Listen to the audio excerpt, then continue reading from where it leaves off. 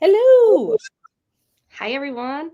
Hello. Welcome to Crafternoon with your friend and mine, Angela from Literature Science Alliance, who is responsible for my most recent 5-star read. If you've seen recent And vlogs, your most recent DNF, so you know. you know what? You're a woman who contains multitudes. Yeah. That's just because you're a more patient reader than I am. Is basically what that comes down to be honest. I think stubborn might be a better word for it. Patient, stubborn. It's two sides of the same coin, really. Like I still to this day don't know why I finished Wheel of Time, but it is something I've done. As somebody who's watching you talk about that, I also don't really understand why you finished Wheel of Time. I would like be watching your series updates, being like, I don't think Angela's really enjoying this very much, but more power to her. It was like, in terms of intellectually speaking, a fascinating experience because I was reading it with people who did really like the first couple books and then they fell off hard and they never quite recovered their love. But Yeah. like I was at such a midpoint the whole time that I never had the drop. I'm like, oh, so you guys are finally seeing how mid this is. This is where it's always been. I mean, I attempted. So I read. You read Eye of the World. Yeah, I read the first book back in college, and it was what made me think, like, because I was coming off of my high of loving Lord of the Rings. And I was like, oh, I just am a fantasy girly. I'm going to love all fantasy. And then I read that and was like, this is garbage. I don't like fantasy. Maybe I just like Tolkien. And then I tried to reread it after I started the channel and was like, oh no, it's not that I don't like all fantasy. It's just that this is not good, in my opinion. I know people love it, but Obviously, it's good enough to be a wildly popular series. yeah, I mean, more popular than anything I've ever done. So more power to him and RIP. But hello everyone. I was about to say, yeah, Yeah, what is crafting today? I was gonna say that's where we got to start. You're already in yours, so Well, what's on your needles here? this is the iris. I'm actually about to finish this row so I can show it to you. Or Okay, row, round, I haven't whatever. started yet, so I'll show mine. So I'm doing a cardigan called the Mimosa, and it's a free pattern. So actually, I can be more specific about why it's challenging. So it's supposed to be a sport weight yarn. I'm using a fingering and mohair, so technically DK. And I already have loose gauge. So even though I am a large lady, I am knitting a modified version of the small to be even smaller for my gauge. Okay. Because it's supposed to have 28 stitches on Oh, 2.75 for a sport. I guess. But I'm like, I feel like that's a fingering weight. I don't know how anybody's hitting gauge. My gauge is, or no, maybe it was 24 on a 2.75. Anyway, I've got 16 on a 3.25. And it's worked from the bottom up. Oh, so then you can't even try it on as you go. Well, and it's a set in sleeve. Mm. So you knit the sleeve separately with but you start from the bottom. You have like a provisional cast on. Then you do the body with a provisional cast on. Like I'm going to come back and finish the body. Now I'm working on the yoke and it's just getting to the shoulders where I tried it on yesterday and was like, okay, this is actually a thing. Because I was a little worried that I was just like my math was very off. So anyway, it's going to be kind of like a retro 40s shape when it's done. I don't even But know what that means, like a 40s sweater shape. like it's kind of the I'll show you a picture of it. But it's a very much a trust the Oh. process situation because like I don't think I will know until at least the body is done if it actually is going to look the way I think it's supposed to look. So Uh, like the 40s where it's kind of almost like the T shape for women where it's like kind of poofier on top. That's like pictures. yeah, like you have more Grace Kelly. yeah, you are decreasing your stitches on the sleeves as you go towards the shoulders. I think when I put in the ribbing, it's going to create a poof. Yeah. That's I my should make one like that. I'm built for that style. I should do that. My issue is like right now all the patterns that people want to do are oversized, which is like it's fun to have an oversized sweater once in a while, but sometimes I want a fitted garment. Like yeah. okay.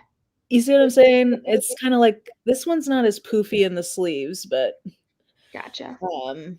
yeah, the oversized thing I don't think looks that great if you have much of a chest. Like to get enough oversized just makes it so Especially big. if you have a short torso, which I think we're both short torso Yes, ladies. I And have it's very like, short torso. Yeah, I mean, I think you might be shorter than me, but I'm only 5'2". I'm I'm taller than you. I'm 5'2.5". Oh no, oh, you're right. I'm 5'2.25", but still, we're not like No, we're not women of height. we're not bringing height to the party here. Yeah, yeah. So like once in Anyway, a while, I don't mind having a big one, but sometimes I want to have a fitted sweater. And I think I've learned I just need to pick patterns that have more ribbing incorporated, so it has that stretchy. yeah, I'm starting to do more waist shaping on mine and doing like right at the ribbing so that it'll come back in a little bit more. Because I don't know, in like so my cross to bear, I don't know, it's not a big deal, but it's something I've learned ever since I was a child is that although the world loves an hourglass figure, we do not make clothing for hourglass figures. No. And I have a true like hourglass figure, especially when I was a kid, where it's like a 40 some, a 25, and then a 40 again. And it's like incredibly dramatic shifts in a very short amount of time. And then if you're short torsoed too, then it's like you just want it to come like So yeah. it's one of those things where like when we had the low rise pants phase, I was so screwed. Yeah, I could not like I had to have a belt in any pant just to have any prayer of it not. And like, I mean, some people, I could see how a belt could work for some people, but I had just so much extra fabric. I was like, I have to fold Yes. over the waist. It was, and Yeah. then it doesn't even get to like the whole, we weren't accounting for length and hip. So then in order to get something that went over my hip, it had to be like so much extra length and fabric. Yeah. Well, and then my I went to high school in that era where we had uniform. So then Oh, you also had to be able to tuck your polo into your low-rise pants, and there were no non-low-rise pants to be had. Uh, so anyways, life is hard, but that sounds gorgeous. Mine's a pretty popular pattern. I think even you had it on your list of patterns. you're making one of my dream knits. Like I'm This working is up that kind of patience. this isn't even for me. My cousin wanted it. And like, because I'm bad at making things for myself and I learn about other garments as I'm making them, like, oh, I should try this for me. But this is the iris. I did make the Oh, for it. it's so beautiful. Yeah. And so I'm making my way down the torso. That is so beautiful. It is not blocked yet. I am using the yarn from the pattern, which I've never gotten to do before. So it Okay. feels luxurious. And it's honestly not that expensive, like to buy it Is it the from Denmark. Holst garn? Yeah, it should Is have that a what it is? post garns fingering. It does feel a little weird I was because gonna say I've heard it has like spinning wheels on it, which is what's held me back from trying it it. does. I mean, it doesn't feel weird to work with, but when you block it, you'll feel how soft it's going to be. Oh, Like the oils come out after you. So when I made my swatch, so yeah. yeah, it's these guys. Oh my gosh. What And they're are really not that expensive. Granted, I'm making like size 2 of the sweater for my cousin because she's like very small and like willowy. Um, she's like built for the oversized. She's like, I'm so excited. I know. Yeah, Like, that is the right body shape for oversized is just sort of but my yeah. favorite feature on this, I think I sent you a picture on, is like the shoulders are this like braided, like double Yes. cast on, and That's so beautiful. it was my first time doing it, so that was my like. There's a couple things I had to learn for this steeking, and then this double cast on. But I've already steeked once, and nothing bad has happened. Speaking is so fun. Once I did it the first time, I was like, it makes like once you understand how it works, it's not as scary. Because like the idea of just cutting your knit is terrifying. But when you're actually like sitting there like reinforcing it, it's like, oh, okay. Like this is Especially when it's like a crochet reinforcement, and I come from a crocheting background. that's what I did too. Because that way I'm like, I'm physically picking up these stitches and I know there is something there to hold them. Yeah. What also is a fun thing I learned from this pattern, and I'm sure other people have known this forever. I just haven't done a lot of color changing in knitwear, and obviously, if you guys look at this, I'm changing colors pretty often. Yeah. And tying in ends is a seventh circle of hell. Yeah. I don't have to tie in that many ends. I've learned, and I'm actually going to do it while we're chatting, how to change the colors to make like a new strand. So like I'm gonna be Oh, so cutting like this a off. spit splice? Yeah, I'm gonna split splice. I split splice them together, and it works pretty well. See, I'm afraid to do that because I'm like, what happens if you have to rip back? I'm not going to. No, you would just add on more or less. Like it's actually pretty easy because I once made a mistake and I split spliced them on the wrong thing, and you just like put the original color onto it. Yeah, I guess if you have enough yarn, this is probably where it just like I'm always worried about yarn. Me too, but I don't play yarn chicken. Well, so you do this a little bit, and a lot of my friends do this. I have never purchased yarn without the pattern for the yarn for immediate making. Yeah, I'm changing. That was an early mistake I made that I am now reformed of. Like even if I like when I was a child, I would go to Michael's or Joann's or Myers or wherever I was, and I'd be like, "Oh, I want to make a project," and I would just go through their books until I found the project I wanted to do, and then I bought the yarn. Yeah. That's who I always was. And no one's convinced me that the alternative is a good idea. So, Well, if I find a deal, that I don't see myself getting away from because I'm just such a thrifty bitch and I love a deal. So if I can get a useful quantities amount at a deal, I will still do that.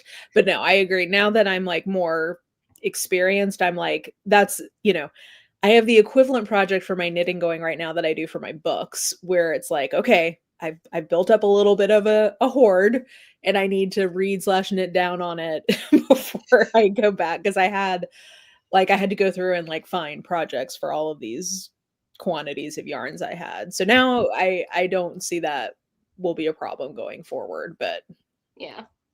will everyone tell us what you're making in the chat? Yeah, I think Sock knitting, love it. yes. Have you seen Project Hail Mary, Angela? I don't know or remember. I watched it yesterday actually. Thoughts are fresh. Well, It's a delightful film. Like, I mean, I went into it going, this is be a feel good film. Ryan Gosling is a delight. I know the book, and the book is like competent people doing things and solving problems is like a type of like utopia I dream of. So, yeah, if only. and like it's a completely fantastical thing. I think what's funny. So after I watched the movie, and I liked the movie, and I don't hold it to some science fiction like scientific standard or anything like that. Like I appreciate that Andy Weir tries to make things as accurate as possible within the scope of I'm making something up. It's science fiction. Yeah, there's still like a big fiction there. Yeah. But it was really funny because it's things that like if you had ever spent any time in a lab, even as like a high schooler, you would never do. But like it's one of those things that you only know if you've ever been in the space. There's like a tiny little table centrifuge. And when you spin samples, you have these little tubes and you always put them on opposite sides to keep it balanced, or else it doesn't. You're like trained early on, like you're going to mess up the machine. You have to put them on opposite sides. Yeah. Balanced. And also symmetry. People like symmetry. Ryan Gosling just puts them on one side. And I'm just like, that's fascinating. And apparently that's the thing that broke immersion for most scientists. Like, not the other stuff. It was the stupid because it's so jarring to see. You're like, stop, move it. You're like thinking about that high schooler you were forced to train. Like, move it. Well, I mean, I guess that might be the equivalent of like if you were watching somebody drive and they put it in neutral and then hit the gas and it was going, you're like, that's just not how that works. Like, no, that's. Or yeah, like it's really, and it's like that every field I think has a thing. Like for example, the translation in the movie and the book never made sense. So if you're someone who works in translation, has ever learned a second or third language, it's not happening. Yeah. But it's a delightful time, so you just choose to go with it or don't. Choose your happiness. I don't know. Like, I think you have to. Yeah, it's a suspension of disbelief / going with itness, which Leanna always teases me that I'm constantly saying she does not have. I mean, she doesn't. I think that's factually true. Well, I think it just we all have different thresholds of like. For me, as long as you do the work to just be like, yeah, just go with me, and there's not other things that are annoying with me, then I'm fine. But like, yeah, it's just I feel like it's different for different genres. And I will say, when it comes to my own profession, I have much less like whenever there's somebody who's like talking about software acquisition or like IT bro stuff and different romances, I'm like, that's not how this works. None of this makes any sense. Did I ever tell you? I don't know if we ever talked about it. So like Allie Hazelwood does all her STEMinist novels, and obviously she is someone with like a PhD and Yeah, has yeah, been in academia. So when she's breaking things, I know she's doing it with intent, but some of the things she chooses to break, I'm like, but this is so dumb. yeah, Like sometimes she's super accurate. Adjunct pay, a complete scam. yes. Oh, 100%. But in her first book, which was the most like copy paste from the fanfic from what I heard, but like when that character Ollie is like, I can't afford a banana, I'm like, grad student stipends are tough, but you can afford a banana and you can afford your own apartment. I know this is someone who made less than what you make at Stanford and lived in Boston. Yeah. Like, You know, maybe they just blew all their banana money that month on I was literally just like, I don't understand why this is here, but she was always so hungry in weird ways. And like I was just like, honey, like you can afford a banana, especially because you have a roommate, you can get a banana. you can certainly get a banana. What I then act because I fell down a rabbit hole with this because I had just defended and I was bored. It's because she was using the stipend rate for Berkeley while having her student at Stanford, and those are different stipends, but you get housing with Berkeley. But like still, I'm like, this is a dumb thing to break for no reason that no one else cares about. Well, But, I think if I'm remembering rightly, she ends up doing her like postdoc at Berkeley at the end. So maybe. Yeah, I mean, they're all close to then maybe she can't afford a banana at the end of but then she's banging this guy with a full-time job. So maybe they're just, moving in. I think what she wanted to do, and she just didn't know how to do it more subtly, is the whole like act of service thing, which I do love as a trope. I just read the new Abby Jimenez, which is like chock full of act of service stuff. And I'm sure that that's what she was trying to do. It's like, look, and he gives her food and is taking care of her. And like, I get it. But again, it was one of those hyper specific things like, but I've lived this exact life. And like, I have never had to count pennies for bananas. And she wasn't even a partier. If you don't drink, all of a sudden you have so much money. That's a fact. Yeah, that is a fact. Everybody loves your iris, as they should, because it's absolutely gorgeous. You are totally wrong. You will be good enough to make something like that nice someday. Oh, for sure. For sure. It just takes time and practice. It takes a lot of patience and time. But actually, the one I'm working on, like setting up the construction was the hardest part. The actual color work, it's just the same knit stitch, and just you have to make sure you have good tension with both hands. Yeah, that's why I haven't fully committed to when I'm going to do that, because I need to get better at my two-hand tension. I think tell me what you think about this. I think I've decided that I'm going to stop caring about long floats that are not in the sleeves. No, you need to catch the long floats. I don't think you do. I don't know. I feel like the big I worry more about it after the project's done and you're washing it and it getting snagged on stuff. Well, but that's what I'm thinking. Like, I'm talking about in the body, because I'm thinking about like how often am I snagging something on my torso? And the answer is not really ever. And I think I'm scarred by cats in my life. I don't know. Well, I wouldn't do like a 15 stitch float. I'm not talking that long, but instead of trying to catch it every like 3 or 4, I'm thinking like I could probably catch it every like 9 on the body. Oh, I mean, yeah, you can go 5 or 6. I only catch every 5 or 6.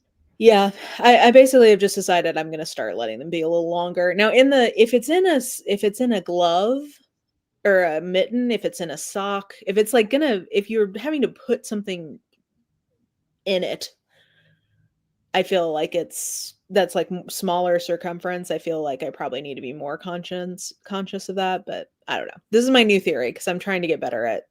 I'm okay with 2 color. So how many colors do you have going on a given row? Do you ever have only 2? This doesn't have 3.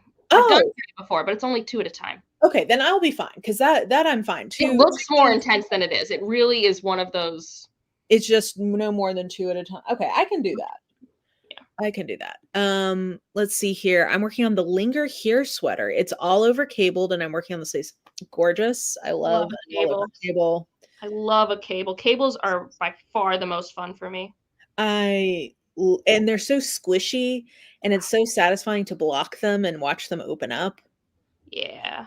Yeah. No, my last project you saw was it was the Chris Evans cable. Yes. Oh my gosh, that was gorgeous too. That was for my friend in Chicago. That one though, I learned the hard way because I can meet stitch gauge. I can't meet row gauge to save my life. Who are making these things? I don't know what's happening. I don't even. You guys saw this. I don't think I have massive holes between my rows here. No, I'm not. I'm okay. I feel like this fabric looks very unholy. Like this looks like I don't have gapes happening here. And I am wildly off row gauge. Yeah. I'm like, at I like don't know what these people are doing to get the row gauges that they're getting, but like. Well, I'm a super tight knitter, or sorry, I'm a super loose knitter. Which I will say, as a plus size person, this is my new hack to be able to knit more patterns than I used to be able to, because I've realized that I am such a loose knitter that if I have to really look at the gauge and figure out like, okay, actually, not only can I make this pattern, but I might need to make like a medium in this pattern just to get the gauge to make sense for me. No, I mean, I think that's great. Not crafting, but cleaning. Love it. Nice. Productive. I was doing my taxes this morning like a boring adult. I did that a few weeks ago. We owed. Super fun. I think I'm gonna owe, which is why I've been putting it off. Feeling real tall at 5'3". You are a giant in this chat. Truly. Although all my students think I'm 5'4". I have 5'4" energy. Well, are you wearing like a small, like a little? No. I think what I do is I simply have good posture. That does help, honestly. And I don't know. They're not like standing next to me, and I'm a person with authority. But like my whole life, people are always really surprised in person. Where I'm like, yeah, I'm 5'2". And it's like, really? I thought you were taller. I'm like, well, maybe we just don't have a good sense of height, also. But well, I have a loud voice. I project. The place. Oh, for the centrifuge, it's embedded in our brains, hard to ignore. That would also break immersion for me. But no, I mean, Ryan Gosling, he literally is acting off a puppet rock. So like, he's great. He's a great man. I'm not finished an Andy Weir book. I don't think he's for me. I think he writes amazing movies, but they're really long books. That's kind of what I'm wondering. I don't think I would object to somebody who wanted to see one of the movies, but I just don't think the books are for me. Yeah, I mean, the books are like, they are at least page turners, because it's weird because they're not thrillers, but they can kind of be paced like thrillers because you constantly have questions and answers that you're like, they're like adventure suspense-y kind of. Yeah. And then like, if you aren't instantly annoyed by the main character's voice, which is a big if. That was a problem in Artemis. Well, I mean, I DNF'd Artemis. Artemis is, and it was so funny. I saw an article today where he's just like, men get so much more shit for writing women than women get for writing men. I'm like, or have you considered that you are actually just really bad at it? Because like, I have plenty of guys who write women who don't bother me nearly as much as Artemis bothered me. Go read Joe Abercrombie. He writes great, like grim, like. But like, you know what I mean? It's just one of those things where like, have you considered that maybe you aren't good at this? And if you want to get better at it, sure, practice. But maybe your innate skill is not. Yeah, you could work on improving it. I'm bummed Artemis gets bad reviews. Was looking forward to a female protagonist, but decided to pass. I think that was probably the right choice. Also, not like all the other premises. I think are way more interesting and lend themselves to that like kind of give and pull I was talking about in terms of like you have a problem and someone has to solve the problem and you have this like this momentum. Mm-hmm. Artemis is just a heist story on a moon colony, and I think that's just so dime a dozen adventure sci-fi that if you're not doing something exceptional. Yeah, and it wasn't a very good heist. That was even beyond the character voice. If I was enjoying the plot more, I could have probably gone for it, but the plot itself was not that good, I didn't think. Yeah, I mean, I only read the first 50 pages, so like truly did I give it a fair shake? No, but it's fine. He's doing fine. Yeah. So yeah. I catch floats every 6 stitches, but if it's at the same spot for 4 rounds or more, it's ladder back jacquard time. I was very intimidated by it until I did it last year for my tarot card sweater. It's actually, I think, easier in some ways than trying to manage Like, if you're gonna have more than 2 colors at a time, I think ladder back to card is actually easier to do than trying to manage I don't know if them. I've ever done it. Like, I've definitely had a yoke where I've had to do 3 colors at once, but it wasn't, like, too bad to handle for, like, a round or 2. Yeah. My cat's playing with a toy. He's so cute. The kitties. He's so cute. You might Well, be and now Donna's watching him. I don't know if you guys can see Donna. She's behind me right there. Donna. You're so cute. Yeah. They're excited because I'm letting them in this room today. They're only allowed in this room with supervision because Me too. They're not allowed in my office unless I'm in here. Yeah. Well, because destroy he it. bites books, and she will try, and even though my shelves are almost completely full now, there's like one spot that she'll like try and jump into and then knock over something fragile. I'm like, girl, stop it. Yeah. We keep thinking they'll get chill eventually, but they're almost 3 and they have not slowed down. So. I'm just grateful that neither of them are like shelf climbers, really. Like, the shelf that's next to me is like at their height. So like they will get on a shelf that is at their height, but they're not like going from the ground to the 5th shelf. If that was the case, I feel like I would have to bolt everything I had to the walls, which I would not enjoy doing. So, they will occasionally bite a book, but they're not that bad about that. So I feel like I'm pretty lucky, all things considered, in terms of cats and books. I do not know why Kieran bites books. I haven't figured that out. I think it's a satisfying texture, I think, for them. He just likes to get on my shit, man. I don't know. He's a cutie, though. I love him. He's a mama's boy, and he snuggles every morning. So my life could be harder. Yes. John Gwynn is also great at writing women. I didn't vibe with him, but I have only read one book, but I gave that man 600 pages, and I'm sure as time moves on, he's improved. But in his debut, that is not, in my opinion, correct. What was his debut? I mean, Malice. Oh, that was what I read too. The Anaptics. I was not feeling it. I read it quickly. I'll give it that. It was 600 pages that I read in like 2 or 3 days, which for me is like outstanding. Yeah, that's very fast. But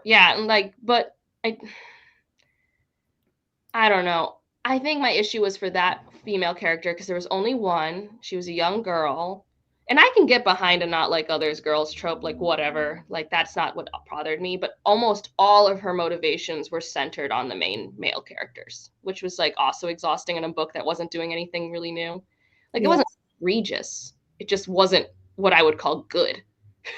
Yeah, it was not remarkable in your experience of its portrayal of the women or the woman. I mean, I remember it being a thing that I didn't like about it, and I read that book like 3 years ago. Yeah, 4 years ago. An amount of time ago. Yeah, I think I just Malice was around the time I realized that like I want to like just any fantasy I read the way that I can pretty much have a good time in any mystery I read. Mm-hmm. And that's just not my truth. Yeah. I'm pickier than I wish I was. And that's what I realized of like, this is probably fine generic fantasy, but it's just not for me. Knitting. Oh, go ahead. No, go ahead. Knitting the muscle tank, which is easy stockinette, and pretty privileged socks, which is cable and lace. Lovely. Are you a sock knitter, Angela? I haven't yet. It's on my list. I only just started knitting in 2020, so I don't know. That's been 6 years, girl. I know, but you knit like what, 10 things, 12 things a year? I knit like 3 things a year. Yeah. I have anxiety and I work from home. So it's my it has done a good job of keeping me off of my phone. Yeah. No, I mean, it goes faster if I have shows or books that I want to listen to or watch. But then recently, I took a month off because I was playing a video game instead in my free time. Ooh, what video game? It's called Expedition 33. And my husband and I both were obsessed. And it had like such a fascinating, mysterious world building and plot that we would play it on opposite times of each other. So like he wouldn't spoil me. It was really fun. I'm actually almost done with it, and he is done with it. It's French, and like the opening scene is you're at this place that's obviously like a destroyed Paris because it's like a French game. And you're like, why is it destroyed and look like this? But also there's a clock that ticks down, and when the clock ticks down, everyone that age or older like disintegrates, and you're like, what is happening? And the expedition is to like figure out why this is happening and stop it. And it's like, Is it supernatural in some way, or is it like a terrorist plot? it's supernatural, and it's like cool because it's like got sci-fi and fantasy kind of blend in tech, and then it's just a fun video game. It's very similar to like Pokemon, where you're like turn-based like attacks and defenses, so it doesn't require a lot of skill. And as someone who doesn't have a lot of video game skill, yeah, it's nice. Like I have to just pick the right moves, but I have a lot of time to pick, and I can build my characters. You know, I don't have to like have reflexes. yeah. I've recently, the reason I was asking is because I've recently started watching a lot of video game YouTube, which was never something I was interested in, but it got served to me when I was sleeping at some point, and then it just was in my algorithm. And it turns out that I actually like some of these playthrough people. So I was wondering if it was one that I'd watch, but it's been reminding me of how much I love watching people play video games, because as a kid, I was never very good at them. Like you're saying, like if it was something that was less reflex based, it was okay, but like I'm terrible at Mario Kart, like anything where you have to like actively like spam a button or, you know. I think you should definitely watch it. I think it actually has one of the best plots that I've ever consumed in a Okay. video game. And because I think a lot of times the part of the video game that enhances the story that's hard to get from just watching is like you're the player doing the things and making the decisions. But the story itself, if you were to just extract it and write a novella, is not like groundbreaking compared to the novels we read. But Yeah. I really enjoyed this one. Like I was telling Ryan, it's like I'm happy with the answers I know, but I'm sad and I miss the place where I was like, what is happening, and making my own theories and like Yeah.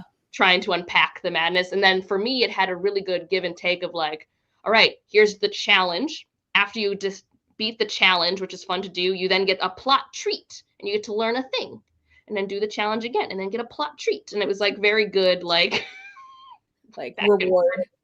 Yeah. Training you to seek out the reward.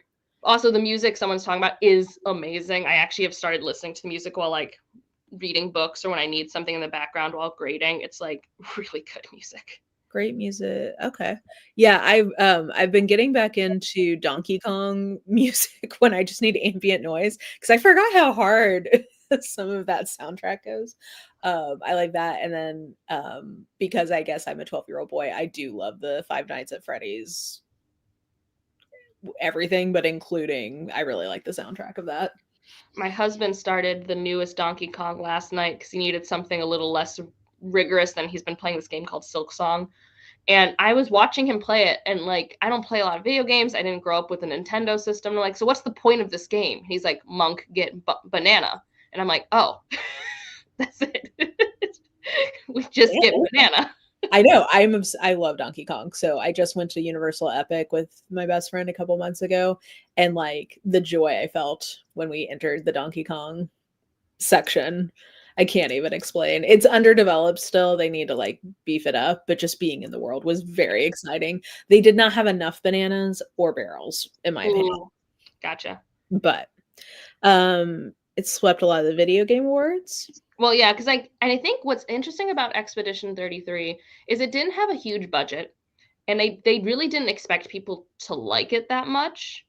And the minute it came out, everyone was like obsessed. So it's like it's like when Hades is a different video game that came out that swept a lot of things. It's like Yeah, it's like these smaller medium market video game creators like putting so much love and art into these things, and it like it's really cool. Like I guess I just had never really thought about game design as an art form until the last year or two. But like there are some really cool niche games out there that cater to like literally I feel like every demographic. Like I think when we were growing up, there was like more of kind of a specific demo in mind for who they were making games for, but it really does feel now like there's just truly something for everyone. I do feel like when we were growing up, there were a few different types of games, of course, but I felt like there were like two broad categories: sim games and everything that was not a sim game. Yeah, and there's just a lot more. I feel like there was and maybe this is just my bias of what people around me were playing, but like there was a lot of like uh fighting based games, um which is neither good nor bad. It's just like that was what a lot of it was. And then there were like Smash Brothers was big for a while. yeah, and then there's a lot of like car to your point, like Sims, like there would be like car Sims or whatever. But like, I don't know. I watched somebody play through this game called Cat Goes Fishing, and it's literally just a little cat who goes deep sea fishing, and the whole point of the game is to get like these increasingly hard to catch fish. And it's just like I just don't see a world where that would have been a game that anybody knew about when we were growing up. Like that just was like, this is so cute. It's like very cutesy, like you know, it's meant to be a relaxing, chill kind of game.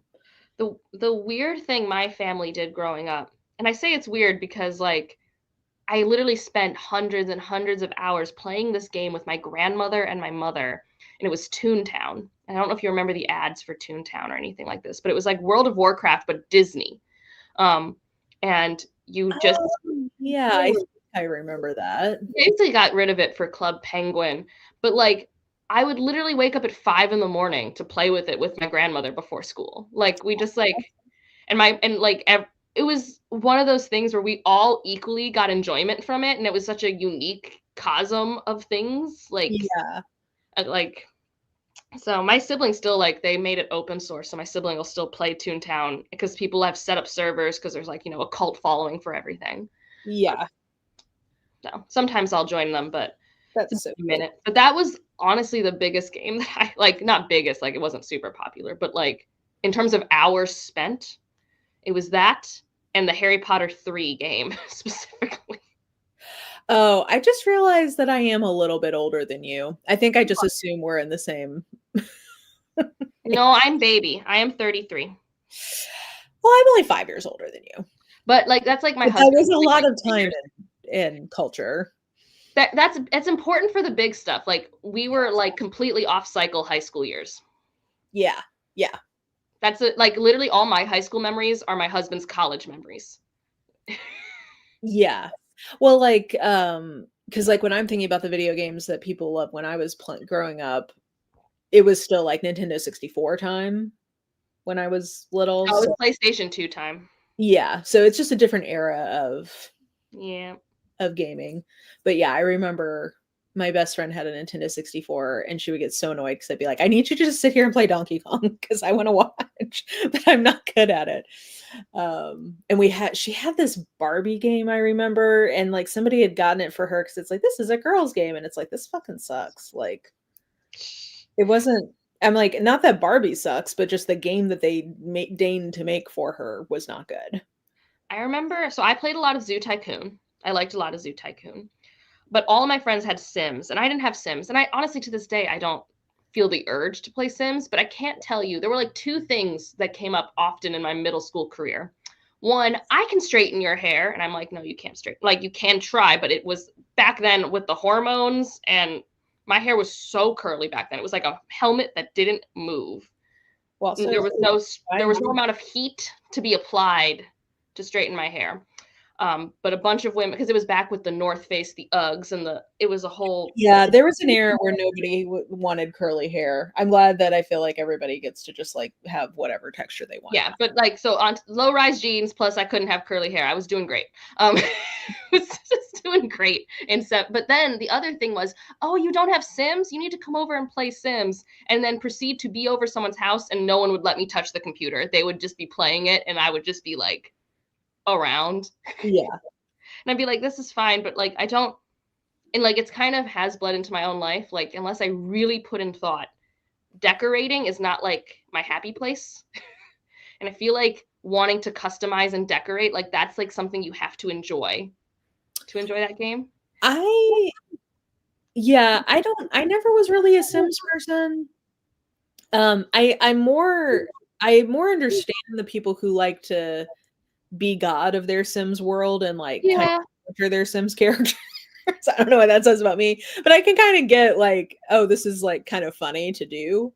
I mean, everyone did always chuckle at the woohooing, and like, everyone got the cheat codes to make people vampires or something. Yeah. Or like I saw this girl on TikTok and she has an entire like Sims uh I don't even know how to describe it. It's like her Lady Sims person has captured all of these male Sims and is like keeping them in this underground chamber. And I'm like, now I don't know what that says about her, but that's at least an interesting way to play this game. Like I get that this That's would be honestly incredibly creative. I'm pretty yeah. happy. Yeah, like I see people playing Sims very creatively, and I'm like, okay, like I at least get what's entertaining about this. I think I would get pretty bored if it was just the decoration stuff, but I feel like people get creative and like truly embrace being the god of their Sims world in a way that I'm like, okay, that makes more sense to me. And then there's one type of video game I don't let myself play because once I start playing them, I have to keep playing till I finish, but they take like 40 hours to finish. They're called 4X games. So the most popular version is called Civilization. Oh yeah.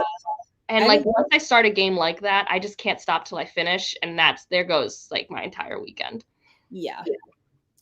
Yeah, I really enjoy watching other people play in part because usually they've edited it to be the interesting parts of it. Yeah. But the idea of actually sitting and playing something for 40 hours does not sound appealing to me. Well, so what it tricks you. You're just like one more turn. The turns are all just such catnip. You're just like just one more turn. And then if I do this and then this and it's so addicting. Like literally someone just typed exactly what I just said. Yes. Like and it was before I said it. Like that's why I can't play those games. Yeah. Not because I don't love them. I do, but because self-control is at a premium. Well, I get addicted if I have a streak going on something. It's very hard for me to break a streak, so yeah. I can see that. Let's see here. Evie says me trying to read patterns is like deciphering an unknown language. Is the toy the yarn you are using? I don't know what that means, Evie. But yeah, reading patterns is its own. You have to kind of learn how to do it. Yeah, I mean, I've never had an issue with it, but I also have been looking at crochet patterns since I was 12 or 13. I find crochet patterns so much harder to read than knitting patterns. It's so interesting because I feel like my brain is like, okay, it wants me to do this 4 times. It wants me to do this 5 times. Like I just do it the number of times it tells me to do a thing. Yeah. Like I don't mean, know. once I learn the pattern and I'm not relying on the pattern as much, it's easy. Like crochet, I think is faster, but like I find the reading of the pattern less intuitive than knitting. But maybe it's just because I haven't had as much practice with it yet. I mean, I think I find them both the same for me. Like I think the challenging part about reading a pattern is less about the row to row situation. It's more when I'm starting like a new garment. And this is definitely more with garments than it is for like say a blanket. Like a blanket is just like rows. Yeah. Like whatever. But with like an actual garment where you have like the construction of like, are you starting with the shoulders? Are you starting with the yoke and you're going up and down and like truly figuring out like what's the order of events and like trusting the process and envisioning like what this pattern's trying to do as I'm doing it. I take for this one, it's very confusing. So I just finished this section that I took all these notes for. Which was exciting. But yeah, I always start by going through the pattern and like underlining my size. And as what that does is it forces me to read through the pattern and understand. Yeah. So like yeah, I'll try and like envision how it's going to go, but like that's just because I want to know what's happening. I could not read the pattern and just do what it tells me to. Like and just completely trust the process. I'm not really built that way, but like this project was like double cast on 30 some stitches. Like that itself is not like hard to read. No. But I mean like this is the step I'm currently doing, and again, this is a free pattern, so I feel like I can say what it says, but it's slip one with yarn in front, purl to marker, remove marker, SSP, purl, place marker, purl to 2 stitches before marker, place marker, P together, remove marker 2 times, purl to the end. And it's like, I get that takes a while to like, you know. Yeah, I mean, I what think they're it's, trying to get at there. yeah. Well, and maybe it's like, so for example, my in real life last name that I will not tell you guys because it's the internet, but my in real life last name has 4 syllables. In it itself is not hard to pronounce, but the human brain goes burr when it's told to do too many simple things at once sometimes, I think. Yeah. And like, so I think I get it. I just don't think my brain has that same issue. And maybe that's why they aren't difficult for me. Well, it doesn't bother me because to me, it's getting in the same part of my brain that you do math and learn languages in. That's kind of how I conceptualize that. Mm-hmm. But I also get that that's not how everybody's brain works. So. No, yeah, I mean, like, it's just one of those things where it's hard for me to help people with that problem. Like, there are other parts, like my friends now, and I'm sure this is happening to you now too.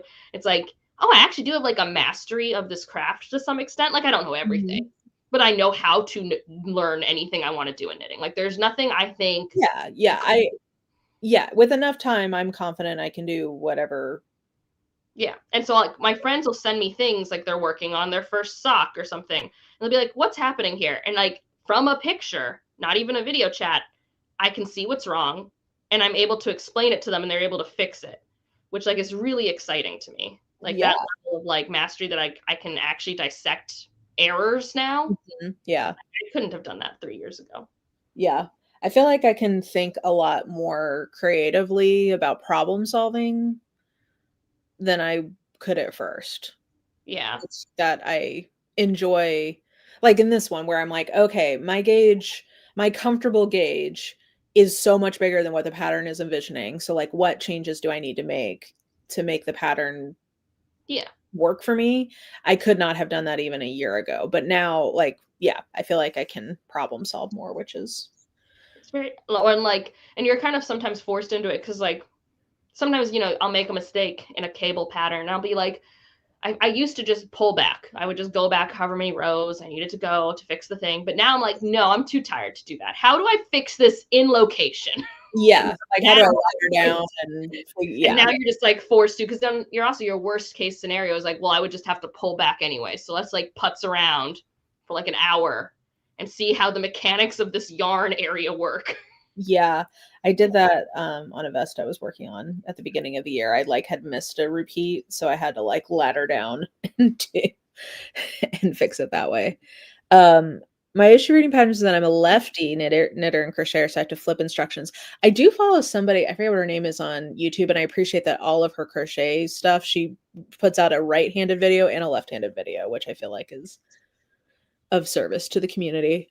I do feel like crochet patterns have less standardization with how they're written compared to knit patterns. From my very limited experience, that sounds like what I've seen, but I also... Well, there's also the big issue of UK stitches are not the same as US stitches. That's the big issue. A double crochet in the US is not the same as a double crochet in the UK. And I actually can't remember if it's a half double crochet or not. Like, I don't. And I think we have half double crochet and they might just call that double crochet. And then what we call double crochet, I think they call triple crochet. Yeah. And we don't have a triple, but we do have a treble and we have half trebles. I think also maybe I was lucky enough because when I first started doing all this, I'm sure Ravelry existed, but like I didn't have access to it on my phone. So I told you I would go to Myers or Michael's or Joann's and I would buy a book off the shelf. And the books I feel like had a lot more standardized pattern, you know, like when I was reading like a crochet book, like it wasn't like magical. People were using slip stitch the same way across all this, you know, and they were all US based. So it honestly wasn't until like 4 or 5 years ago that I learned that the UK just has like different stitches. And I'm like, why is this not standardized?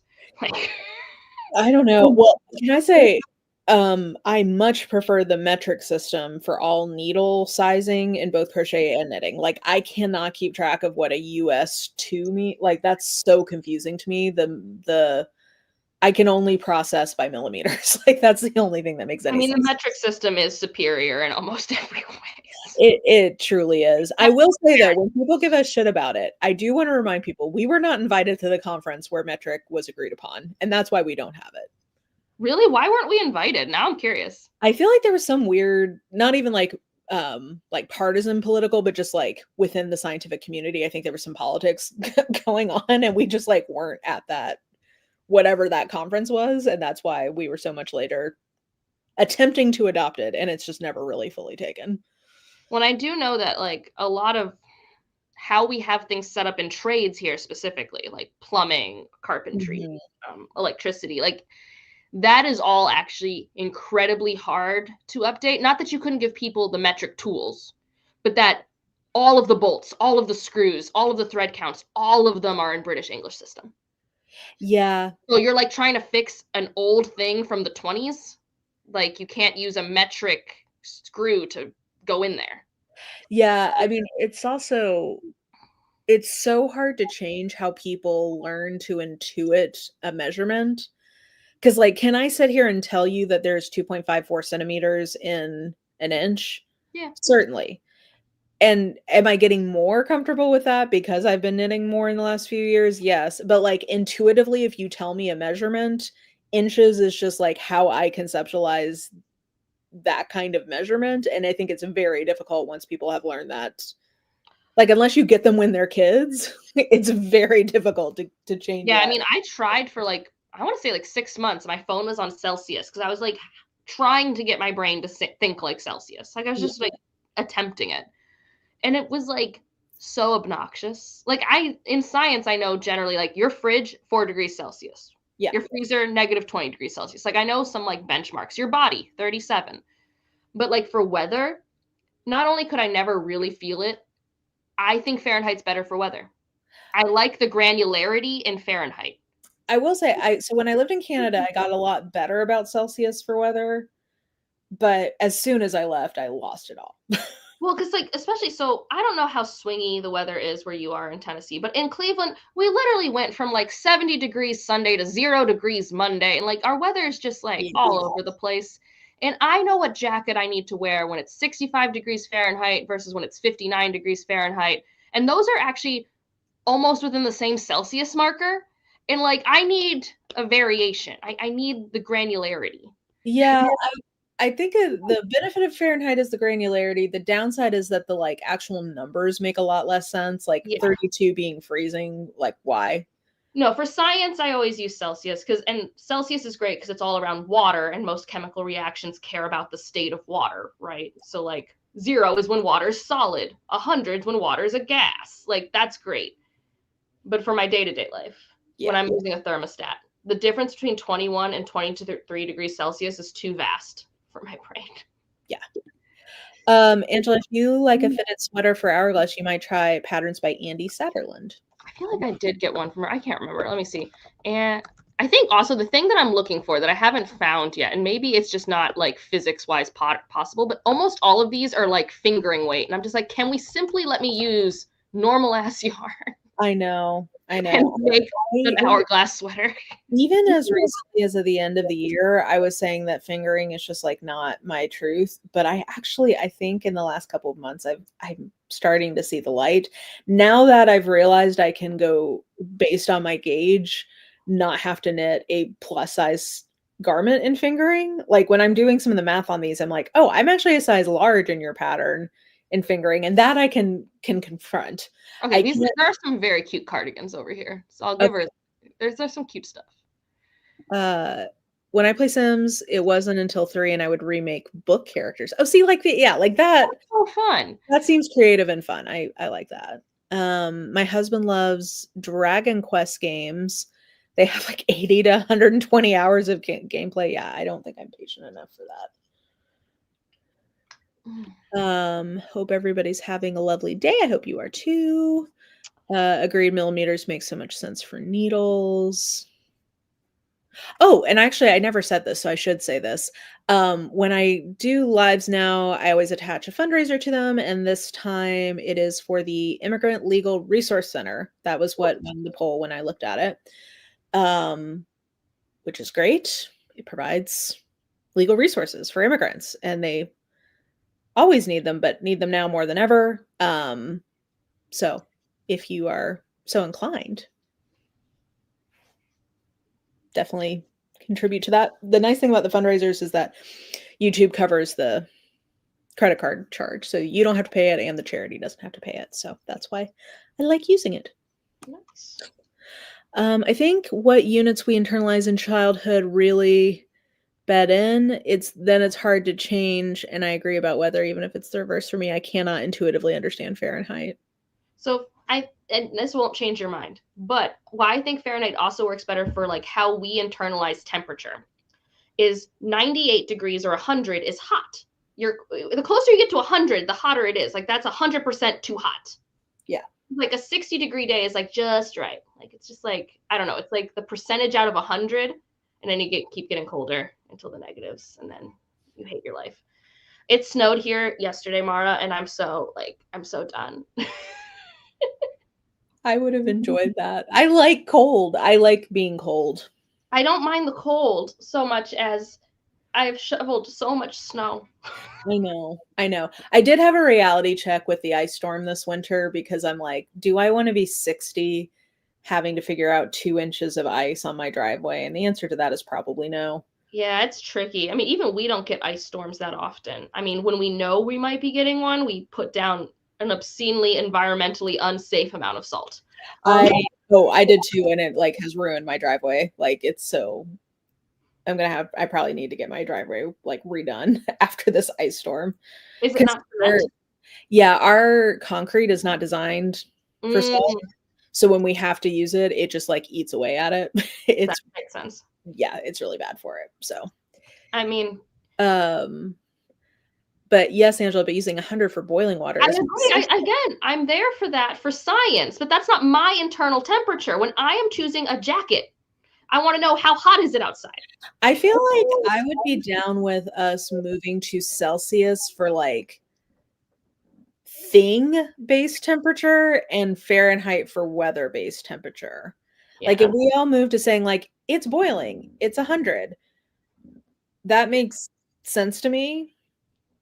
But I agree intuitively. I just don't know that I'll ever internalize. Yeah.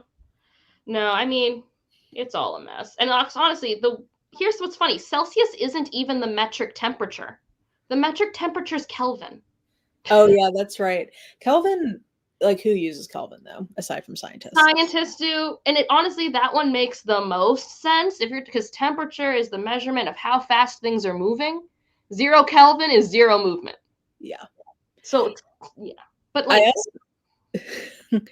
I also find all your names for yarn weights very confusing. I like progressively increased ply numbers. See, I disagree with that because sometimes if you say single ply, that could mean different things depending on the thickness of that ply. Yeah. So I find that not very intuitive. Like whenever I'm looking at some like the 4-ply thing, I've mostly internalized that is what I would consider to be fingering typically. But like I have plenty of single ply yarns that are woolen spun and are worsted weight. But when you hear 1-ply, it seems like it's, I don't know. Listen, yeah, true with Kelvin. Yarn weights thing was kind of hard when I first tried to understand it. Just knowing that's not standardized and more of a general category was hard to wrap my head around. Yeah, I've gotten better at looking at what gauge it recommends for a yarn to figure out what it actually is. Yep, that's the way. That's the way of it. Yeah. My thing I'm still learning, and I hate learning it because, like, I don't know. I just want the yarn that I want. I don't want to have to, like, realize that certain yarns are just better for certain tasks. Like, I love how alpaca feels, but yeah, it's not a very structured yarn. It's very drapey. So if I want a more structured sweater, I shouldn't use it. But, like, I'm annoyed at that, like, frequently. Yeah. I wish that I didn't like the mohair and fingering combo because I don't like the way mohair feels on my arms, but I do love the way that it looks in terms of the amount of structure it gives. Yeah. So. Yeah. I agree. Why isn't a DK a DK a DK? Yeah, that's so annoying. And it's so annoying. I think, do I have DK yarn in this bag still from my last project? I don't even know. This is a fingering, but when I will say I am also biased that I like our names because I think fingering is an objectively hilarious thing that everybody just says as the weight. Like I find that to be so funny as like how did this end up being the the name we gave? But you can see it's like a really fat. That's a thick one. Yeah, so it's like closer to a sport weight, but it's technically a sock yarn that's a fingering weight, so who even knows? Yeah, I think mine are thinner than that. Like these are pretty thin. Yeah, that is really I would call that a light fingering probably. Or maybe just a tree fingering, I don't know. Yeah.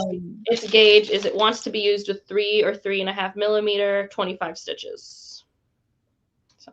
See, I just can't get 25 stitches on a 3.5 mil. Like yeah, I think I'm using 3s right now. I don't think I could. I would have to sit there and like purposely tighten every single stitch to even have a hope of getting to that.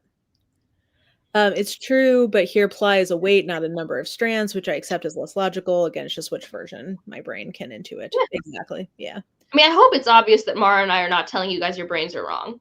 Oh no. It's interesting, like it is just an interesting conversation when we do have people from different parts of the world of like what culturally we becomes intuitive to people. Like it's so interesting. My friend had a really interesting question today and we didn't have the answer. So for those of you who live in the United Kingdom, when you have a crowded hallway, like say you're in school or something, there's a crowded hallway. When people are walking, do you walk on the right-hand side or the left-hand side? Because here you would walk on the right-hand side of the hallway. Well, like, I think if it was truly crowded, it's every man for himself. Well, okay, yes, but sometimes there is like a general flow. There's like sometimes a current, right? And there's 2 currents, but they usually have. Yeah, but it also depends on like if there's a dominant place people are going to in that current. I guess it's more like even in New York City, people generally like any like on our highways, you're supposed to be like slower on the right-hand side, and then people who passing on the left. Like we have a right dominant in the United States, but we drive on the right-hand side of the road. Yeah. So I'm wondering, is that translated to it's left over there because they drive on the left-hand side of the road? Like what came first? Okay. It is left. Cool. Well, I'm hearing depends on the place and definitely left. So yeah. And then I was in Australia for a month, and for the most part, they walk on the left. Bike walking paths are set up like that too. So typically it is to the left. Yeah. Okay. Cool. Like people stand to the right on escalators if they aren't. Yeah, I heard that it was right on the escalators, which is why I thought that was really interesting. Because that's true for us too. Like if you're progressing, you go to the left, but if you're standing, you're supposed to stay to the right. Yeah. Edinburgh, it's diagonal and blocking people. Yes, well, you know. That's honestly my experience for anything that's truly crowded. Yeah. That's fair. Hey, Donna, what are you doing? Okay. Have you seen, thinking of that just made me think of all the videos I've been seeing of crowded places recently, which has been in the TSA lines. Have you seen people's videos trying to get through TSA right now? It gives me hives. I'm like, I would simply go home. I would simply just like, I guess I'm not going. I'm like so irritated. I mean, everyone's irritated, but like I'm just so irritated by all of it. Like everyone in Congress is a 3-year-old that needs a timeout. Like I'm so done. I'm so done. It's just like I'm so happy Delta took away like the special privileges for congressional people. It's like, yeah, no, make them travel like the rest of us now. Like I just don't care. Yeah. Like, yeah, I saw a group of people who were trying to fly out. I think they were trying to fly out of New Orleans. And it was a group of friends, and their flight was at 7, and they started showing up to get in the TSA line at like 1 a.m. And they all barely made the flight. Well, especially because most airports, TSA doesn't open till 4 a.m. Yes, but they were showing the lines like literally was backed up into the parking lot. Like you would almost have had to, if they would even let you to be comfortable, show up before TSA closed at 10 p.m. the night before and just chill in the airport. I hate being in the airport so much. Now, some of it is because of my autoimmune disease and my need to have bathroom access. This is part of why I would simply go home. It's just like, I can't make this work. But, okay, here's a question for the US folks. What are hives? I always hear it mentioned in things. When you have red spots on your skin. like if you get, it's either an allergic or a stress reaction where you start getting like these like red welts, almost like I a mean, like rash. you can get, I don't actually know if measles and chickenpox, if we call those welts hives, but it's similar to those, but they're not caused by a pathogen. Yeah, and it's like different size. Like I feel like when I think of hives, they're usually a little bit bigger than what I would think of a pock being. But yeah, it's normally like you would see a dermatologist for a hive. You wouldn't see your general practitioner. Yeah. Yeah. And then I guess the colloquial phrase of it gives me hives. It's meant to be like, it makes me so uncomfortable and anxious that my skin and my body is reacting beyond my control. Like that. Yeah, you can get them from stress and anxiety. Yeah. Jenna agrees with me. Nothing is so important in my life that I would like that. It would have to be like I'm trying to get to a funeral. I'm trying, like I'm on a vacation of a one-time trip. Like I truly think I would just go home. Yeah, I mean, and then someone was asking what's happening over here. To my knowledge, there is one part of the government that's not funded yet, and TSA is wrapped up in this little fight because we don't want them to fund ICE. But Trump is like, I'm not going to sign a bill unless it funds ICE. And so the Republicans are being idiots. And so TSA has no money. So the people who are working for no money, which means people are staying home and not coming to work. Because, like, why would you go to work? Yeah, I don't want paying you. Paid. And so the lines are ungodly long because we don't have the number of people needed. So that's like, and although we had a 100% vote in the Senate to pass a clean funding bill for the TSA, the House did not pass it because everything's broken. Yeah, because I think that the other piece of this is that because Schumer, and I will say I hate that the right wing has made me start using some of these terms unironically, but like because Schumer is so cucked, he caved last year and passed basically a fund that gives ICE this slush fund that they can use anyway. Yeah. So like I don't so but like ICE is under the Department of Homeland Security, which by the way did not exist before 9/11. So this is not something we have to have. We existed for quite some time without it. Yeah. But they are not they're not willing to let go of the concept of DHS yet, I think. But I do think that there's increased. I'm going to dare say that there is a plurality of support for getting rid of ICE in the US at this point. Like I think I've also seen the polling that supports this. Most Americans agree ICE is like a failed experiment that needs to go away. I mean, but its funding is under DHS. So that's where that's also where TSA's funding comes from. So yeah, that's why it's so dumb. So dumb. Here's the medical term. Your Turkia? Your cardia? Urticaria? Urticaria? I don't know. I'm just saying letters. Yeah. I am very much the same. This is probably the Midwestern in me, but I think I'd rather just drive, assuming where I need to be is in North America. I also love a road trip. So there are some road trips that are too long. Yeah, but if I could drive there in a day, like when the ice storm was happening when I was going to Orlando, I was like, I could drive from Nashville to Orlando in a day. Yeah, but sometimes you can't get to in a day. That's true. I don't think I would sign up for a road trip from like Nashville to New York. Because like, I did the same thing where like we did not fly to New York City. New York City is a 7-hour drive from where I live. So we drove to New York City, saw our shows, and left before the ice storm. Yeah. Like we were in and out, and we did that on purpose for the flexibility of travel because we knew it's winter. The airports can literally just shut down. Yeah. At a moment's notice. Rightfully so. You don't want to be unsafe, etc. Well, and also it's just one of the, like, because the country is so big, we have so many cascading airport outages, like because the airports all have these like hubs. If there's a problem in one of their hubs, it then impacts literally the entire country's air travel, because if people can't get out of like Chicago, for example, that's a United hub, then like it starts having ripple effects. Like literally my flight to get home in December was screwed up because of something in Florida. And I was just like, and like my flight was canceled at 2 a.m, which they treat the same as if your flight's canceled at 2 p.m. But let me tell you how many amenities are not open at 2 a.m. when you are stranded at an airport and you're told your flight leaves in 40 hours. That was a really fun time. But no, so like our next flight, and knock on wood, things are more stable in 2 months. But we're gonna go to San Diego, and like I can't drive to San Diego.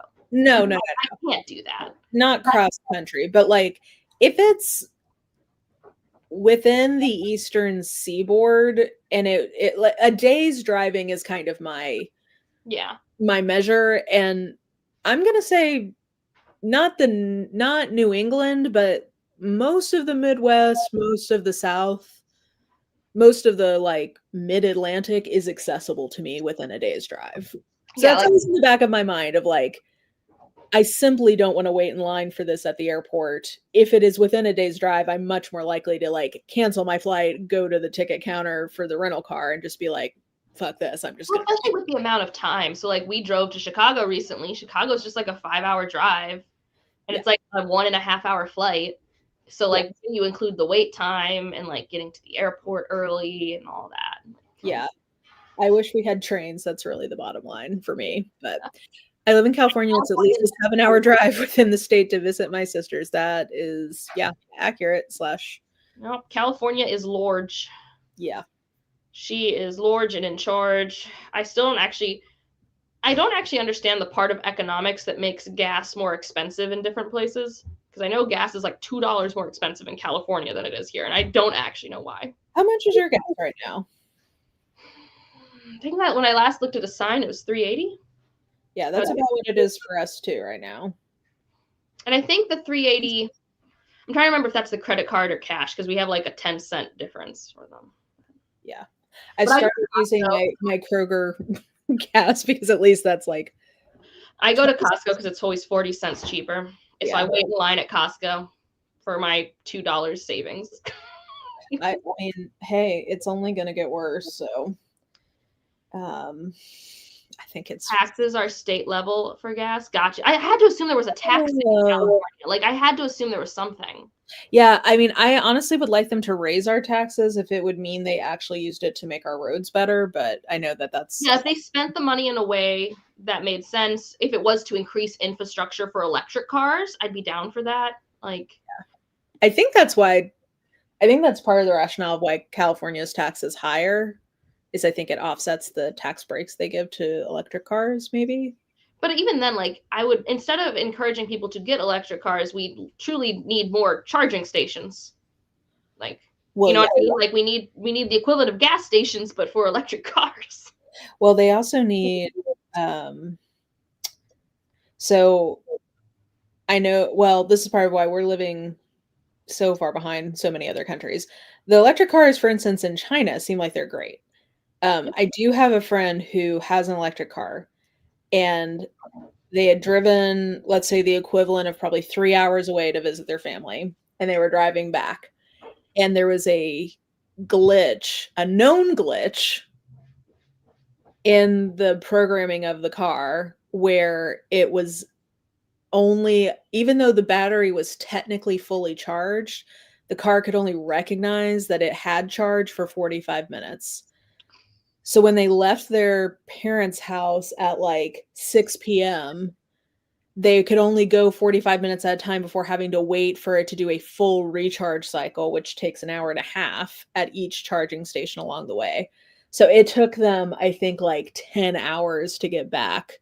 And they had to like sleep in their car while it was charging at these sketchy gas stations in the middle of the night. So that's my fear right now, is like, I'm waiting for us to have like good electric cars. Like if we can get some of the ones that I see in Asia, then that I'm down with. But like, I just also like here, we only have one car because I'm the only one who leaves the house for work. So we really only, like, if you're in the Midwest, you need to have a car. It's really hard to not have a car in the Midwest. Like in cities where there's not good public transportation, like I don't see the only city in the Midwest with good public transit is Chicago. Yeah. That's it. Like no one else has good public transit in the Midwest. Like Cleveland, no, miss me with that. Like we have buses. And I have a coworker who does commute to work by a bus, and it takes her like an hour and 15 minutes to do a 30-minute drive. It's awful. Yeah. But so we only have one car, but if we did get another car, we would always want to have like one that was hybrid or gas and one that was electric. So we'd have one for the road trips. That's what my friend and their partner does. They have But in that case, I think it was that they had to drive separately for some reason. So like, yeah. I I loved when I lived in Vancouver. The public transportation was good enough. I didn't need a car, and so I just got a like a, I think it was called Zip Car, like the little. yeah. That was so convenient because it's like, okay, if I'm going and I'm making a especially big grocery run and I don't want to have to lug all my groceries back in my old lady cart on the bus, I can just get a car to do that, and then I don't have to, like, it was honestly like so much less stress not having to have a car. Like I really enjoyed. I mean, I loved living in Boston without a car. I mean, we had a car that we parked, but we like never used it. Yeah. Um, I wish that was the case for me. I pay penalty tax for registering my plug-in. That sucks. that is. I can't hear the story. I drive an electric car, Chevy Bolt, but I haven't had any major issues so far. The one I believe that the car that the person I know of was using was a Ford, if I'm remembering rightly, but I might be wrong. There are way too many different companies, and you have to download a different app for each for the charging stations. Yeah, I've heard that is a pain in the ass. My cousin lives in LA. He has never learned to drive. Love that for him. That's good. Do people in the US put solar panels on their roof? Of their house? Some of them? Sometimes. I don't know what it's like where you live, but in my city, there's like penalties, or not penalties, but it's like very difficult to get it approved to be able to do it. It depends. There were previous administrations ago. Yeah, there were tax credits. We were trying to like incentivize people to do it, but that has been a while. Yeah, there were tax credits for doing it for a while. I mean, the problem is here is there, and this is an issue with a lot of construction projects. It's just like there's not a lot of people who specialize in it. So even if you want to do it, you don't have many options for shopping around. There's just not a lot of expertise in it. Yeah. And like most of our houses, so like I live in a 50s build house. And so like it's just standard shingles, you know, like we just got our roof replaced, and like it was just way easier to just get a new roof than to look into like, do we want to get solar roof or whatever? Do we have the right angle for it? Blah, blah, blah. Because also Cleveland, we have like one of the most cloud coverage cities in the world. We have plenty of sun. So I think I could, like, I looked into it briefly when I first moved in. I should look again and see if it's changed. But at the time I looked into it, it was going to be like a whole nightmare of getting the permits, and like you have to get special dispensation from the electric company to be able to do it. This was a whole hell for my friends who live in Concord, Massachusetts, and they had to do all that stuff. People had to set up the meters, and even then they still weren't correctly reading how much they were making and were charging them money even though they were putting electricity on the grid. Yeah. That was basically what I took away, was like they were basically going to penalize me for using it. Like I was basically going to have to double pay for my electricity, which seemed to defeat the purpose. Yeah. I mean, I guess, yeah, like, because, like, obviously, to some extent, maybe a little bit, there's the altruism of, like, yeah, we should be, like, trying to use less, you know, gas and stuff like that. But also, like, you don't want your electric bill to go up when you're already paying for the infrastructure costs. And yeah, now that I say that, though, I should look into it, because it's been, I can't believe I'm saying this, 7 years since I last looked into it. So I wonder what has happened since I originally thought about doing that. maybe it's like a little bit better now. We do have like a super majority Republican legislation, so I'm not that optimistic that the laws have improved or the regulations have improved, but it is possible. Especially if it comes under the city municipality, it would be more likely that it improved if that's the case. What's fun for us, and it's actually a good thing, I'm like pretty excited about it. So I don't know if this is happening in Tennessee, but Ohio has become one of those places where everyone's like, let's throw up a data center, you know, super exciting. Mm-hmm. Super great for the entire city of Memphis right now. It's pretty grim. Yeah, right. But somebody's been doing the marketing right, and everyone's like, wait, why are our electric bills going up? Why are our water bills going up? So we actually now have like committees looking into the data centers, and we're not allowing as many data centers to be built, and like farmers aren't selling their land. And so like it's not like a complete win so far, but it's like it's a nonpartisan issue at the moment, which means it has the most. That's good. Yeah. That's at least a prayer. Yeah. That you had Biden in between.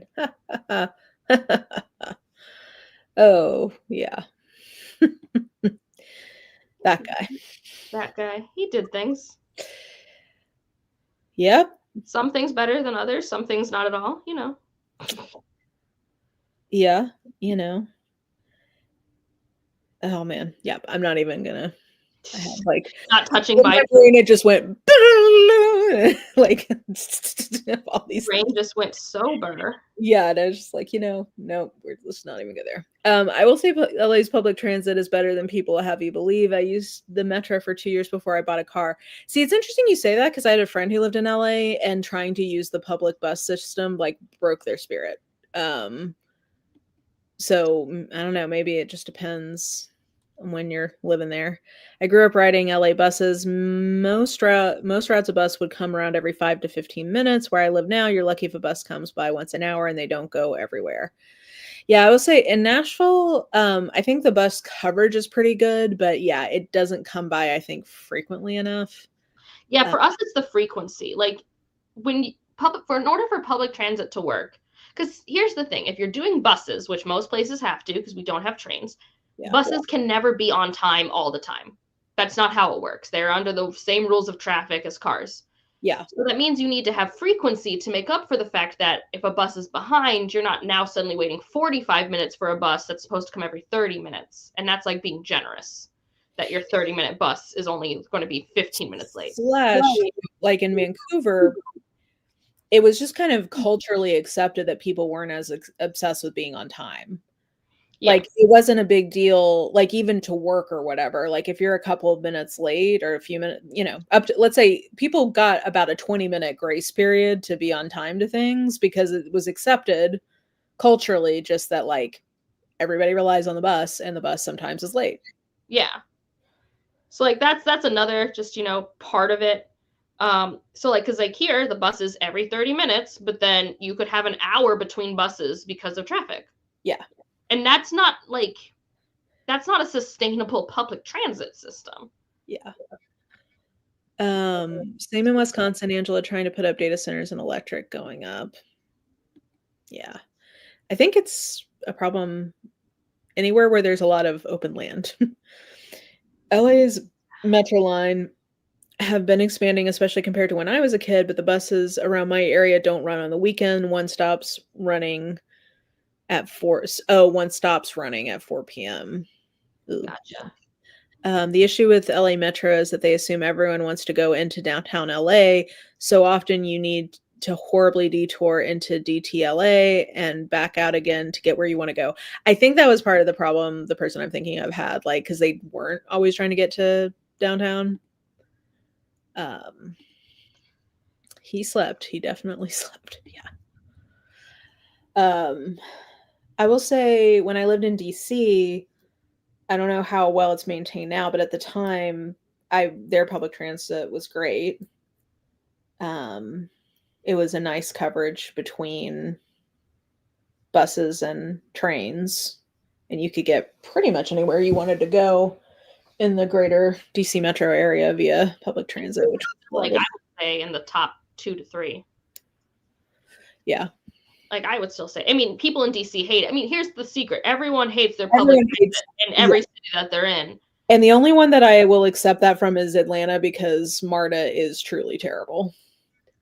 Yeah. But like, I mean, Boston's is a spoke wheel, so it can be really frustrating. I don't mind the T. But like if you ever want to go parallel, nearly impossible. You're using a bus or something. Like if you want to use trains, it's nearly there was in DC, there was like an area of Northern Virginia called Alexandria and Georgetown actually. Oh, I Both. love Alexandria, DC. Yeah. Oh yeah, it's beautiful. But both of those were a pain in the ass if that was where you were trying to use public transit. But I would say pretty much everywhere else was like pretty reasonable. Yeah. Our buses all go downtown first, so if you need to get somewhere else, you pretty much have to go downtown, then transfer. System. Yep. Yeah. Yeah. Ours has Nashville's busing has pretty good coverage even in neighborhoods, but I just don't think they run frequently enough. Well, and then and here's the thing. I try to be considerate to my students because I work at a community college, so some commuters, they're taking the bus. But I once had a student who would show up 10 to 15 minutes late to class, every class, and we'd have quizzes, and he would never talk to me about why he was late. So I'm just like thinking he's lazy. Like, I don't have context. Yeah. Like, it's because of the bus. And he got really defensive. I'm like, sure, if the bus only runs once an hour, you still need to take the bus that gets you to campus before class. Like, I had to do that for like work when I lived in Boston. I could never get to work at 9 a.m. I could only get to work at 8:30 a.m. or 9:30 a.m. Yeah. I simply had to go to work at 8:30 a.m. Yeah. Like, it was mostly that he was super defensive, though, that I was like, dude, I'm on your side, but like, you didn't tell me shit. I can't help you if I don't know what's happening. Communication is key. My students are wild. Speaking of students, that made me remember that you're a scientist. And that there's another great physicist, Angela, on YouTube. Do you watch Angela Collier? I don't. Oh my God. You got to get on this. Do you know who Jenny Nicholson is? That name is very familiar. She did the Star Wars thing for 4 hours. Yes. Imagine I watched that, but yes. That vibe, but about science, about physics. Nice. She's great. She also has she has a few and she knits. She has a second channel where she knits and talks about books. Nice. So did she have to make a video on the controversy about the knitting thing? Oh, I don't remember if she did. I mean, I didn't care I was so mad about that. I got to watch the original video before it was taken down. And like, obviously people can feel how they want to feel. I was 0% offended by the video I watched. Yeah, And I don't know. I saw clips of it and I was like, I guess I just don't really understand why this is offensive, but go off, I guess. Could there the argument that there is some implicit bias into the video is definitely fair. Like, yeah. Like, it wasn't like, it never ever gave the tone that knitting was this simple thing. Like, it was just calling it art at times, and that also it can be used for engineering, and that they were actually engineers, and that they're taking advantage of the engineering that these artists had done. Like, I don't know. I think that sometimes something rubs you the wrong way, and like, that's fair, but like, it was not made in bad faith. That video was very straightforward. Well, so, okay, yeah, this is a fair question. What was the controversy? I watch more book stuff than knitting stuff. So Hank Green made a video talking about how there are principles of knitting that are getting explored in different kinds of, I think, experimental physics. Like nanofibers and stuff, like taking advantage of how like ribbing techniques lead to kind of these cool stretching materials. So being able to take advantage of like the innate physics tensions of yarn that we actually do know very little about. A lot of knitting is very empirical science, which is very cool and not like lesser than that. But like, it's a lot of a bunch of people have been doing shit for years and passing down this knowledge. So we know this pattern results in this type of fabric, and this type of fabric will drape or fold or do something in this way. Yeah. So taking advantage of that and making nanofibers for like, say, like, you know, tubes for your ears or something like that. Yeah. And like, that's the cool thing they wanted to get across. And I think in the language, some people heard, oh, now the boys are coming in to make knitting real and like important, even though they never gendered the scientists. There was implicit bias on both fronts. Like, people were just assuming that the scientists were men. And I'm like, yeah.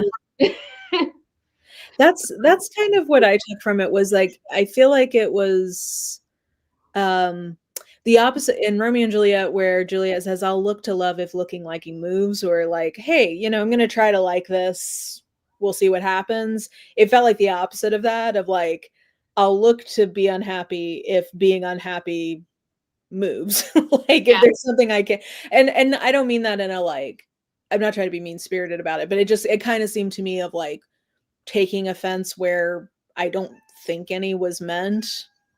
Yeah, and it's like I said, it's one of those things where like I like I said, gender was actually like rarely used. Yeah.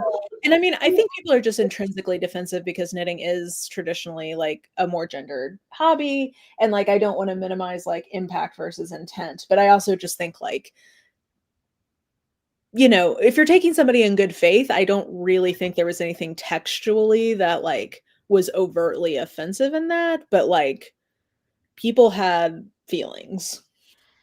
Yeah, and honestly, in a world where we have so many big things and sometimes you're exhausted about, like, if you want to be mad, angry at like an internet controversy that's low stakes, we do that with book stuff all the time. Like, have at it. Oh yeah. Like, you know, like it's a low stakes conversation. Like, Yes, that's a good point. Of all things to be mad about. Yeah. First time commenter, welcome. Just starting my knitting journey with a sweater. Have fun. Yay. Love a Crafternoon. it was funny once in my like with my real life friends, someone had just told me, and it was like a couple years ago, so it was a couple years after the controversy, but someone's like, yeah, I just read this person's memoir, and it was Lauren Ho, and I was like, oh man. Oh, isn't that so funny? People will like in my workbook club, somebody's like, oh, I think maybe we could read American Dirt because I've heard it's a really good novel about the immigration experience. And I'm like, this is a normal person. I can't. Yeah. It's like I feel bad for people who are normal and not like toxically online. Because I'm like, oh, if you say this to the wrong person, you're just gonna like.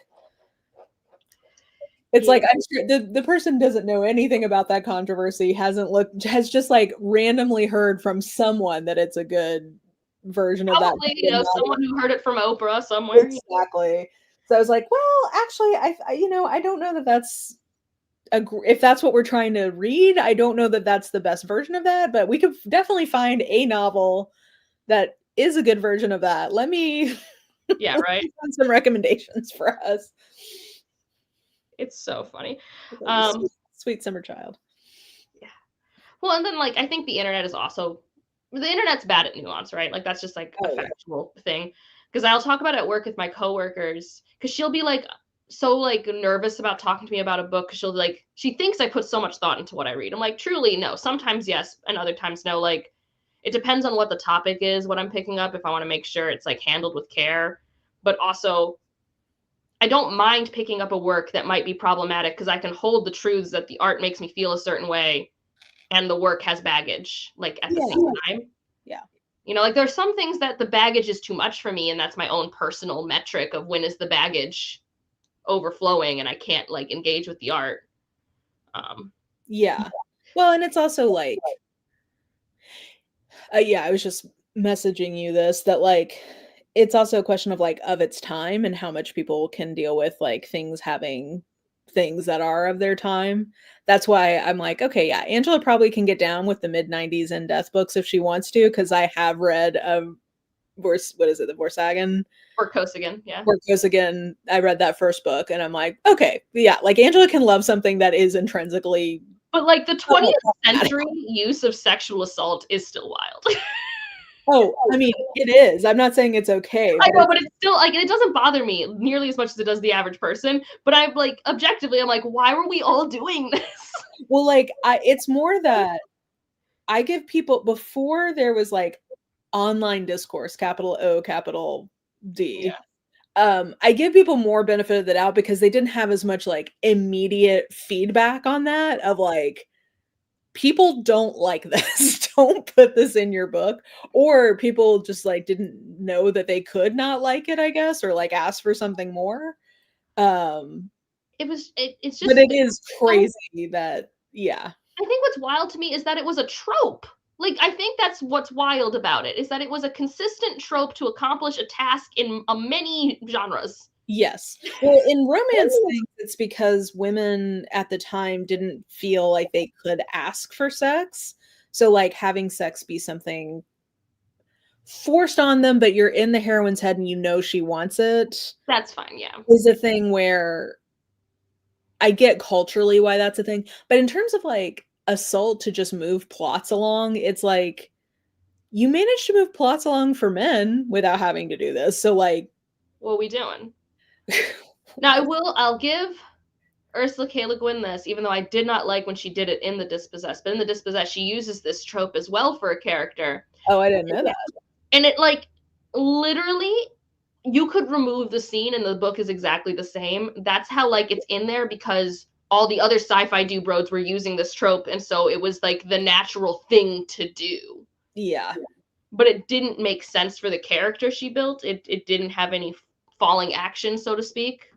Like, you know, we didn't like unpack what happened. Yeah. It just kind of happens, and then you have to just be like, oh, okay. Yeah, it was, I found it incredibly jarring, mainly because like it really didn't fit the book. Like fridging doesn't even bother me anymore. It happens within the first 50 minutes of a book usually, and like whatever. Like it was funny when Gladiators came out, the second one, my one friend was like, first of all, he thought Gladiator the movie was very unique and original. I'm like, that is a hero's journey story if I have ever seen a hero's journey story. Yeah. It was textbook, which is fine. That's great. And I'm like, no, we're definitely going to kill someone's wife off within the first 20 minutes of Gladiators. I don't know who she is. I won't learn her name. But this is just part of what's happened. I just started knitting instead of purling for some reason, so now I'm having to rip back to. Oh yeah, no. I had to spend a lot of time in my split stitch area because I didn't do it as smoothly as I wanted. I'm like, I guess I need to spend time now to make things look nicer so that when I block it later, I won't hate myself. I know, but I just can't believe you're doing all that work for someone else. You're so much nicer of a knitter, a more generous knitter than I am. Well, like I said, in this case, she's making me a canvas painting for my wall. So yeah, it's an art exchange. It's a trade, yeah. But also like I'm really bad at making things for myself. Like I don't have this motivation to finish a project for myself. I basically check in and I'm like, do I care if I finish this? And myself goes, nah, go to next new shiny thing. I am so gamified of like, I have my list of things that I want to make, and like the longer I take to make my current thing, that means I don't have as much time to make the next thing. And I'm trying to, yeah, I respond to checking things off of lists very strongly. Well, and I think also what's been nice, because for years I never used the nice yarn. Gosh, I didn't have money for nice yarn. It was acrylic all day. Yeah. But now with this, like my last sweater I made for a friend, we were in a yarn store in Chelsea, Michigan. I'm like, we're getting the yarn for your sweater today. So pick out the color and the feel that you like. And he bought the yarn. Like, and that's mostly the things. Like I put in the free labor, but they buy the yarn. And because most of the time, like that's another thing. It's like I'm not going to spend $100 on yarn for myself. Like I'm not good at that. Oh yeah, that I don't have a problem with. Well, until my job stability is non-existent, so it's hard. Yeah, I definitely, yeah, it's a luxury. But I will say the other thing is I pretty much redid my budget when I started sewing. Yeah. I've moved most of my clothing budget into making clothes. Yeah, like I really do my very best to only buy clothes now that I can't make yet. Yeah. Or if I have like something I have to have for an event and I don't have enough time to make something in that time, then but yeah, I pretty much just buy, well, like I don't feel like I'm good enough to make pants yet. So I'll buy a pair of pants, I'll buy underwear. Yeah. And I guess like t-shirts. Yeah. Clothing. I hate buying clothing. So my goal in life is to kind of be an animated character where I have the same like outfit all the time. Yeah. And so when I find a piece of clothing I like, I buy it in every color and then I use it for like 10 years. Yes. Well, it's harder to do that now because the quality has gotten so much worse. But like I have like Old Navy t-shirts that I still wear that I got in the 90s. Yeah. The only clothing I can't do this with are pants because my thighs are powerful. Yeah, I was gonna say the chub rub for me uh does make me go through pants, but Well, and like I have a friend group that is very bad about unsolicited advice, and I'm trying to remind them that unsolicited advice is not always the path. Um, because like no one in our group chat has like the same body type, which is amazing. But it also means like everyone has different issues, and we should just like listen sometimes. Because like buying jeans is always so like not triggering. That's not the right word, but like I had a lot of problems buying pants for a long time. So sometimes I just want to vent about how it's so dumb that I can't find this pant I want. yeah. And then suddenly just be telling you, it's like you could buy it used or thrifted, or if you do this, this, this. I'm like, dude, I'm not spending $100 on jeans. My thighs will kill them in 6 months. Like that's not a thing I'm doing. I don't care about the quality of the denim. I am powerful. Like, and Well, also like I can't thrift things for the most part. Like they just haven't yeah, they not just don't have a section that like yeah. has inclusive sizes. Well, yeah, and like, and again, the person giving me this advice doesn't have a curve to her name, which is like, I'm sure gives her other issues and problems with fashion Yeah. that is different from mine. Yeah. I mean, I wish I could thrift more because I think that seems really fun. Like the adventure, like the Yeah. hunting part of that.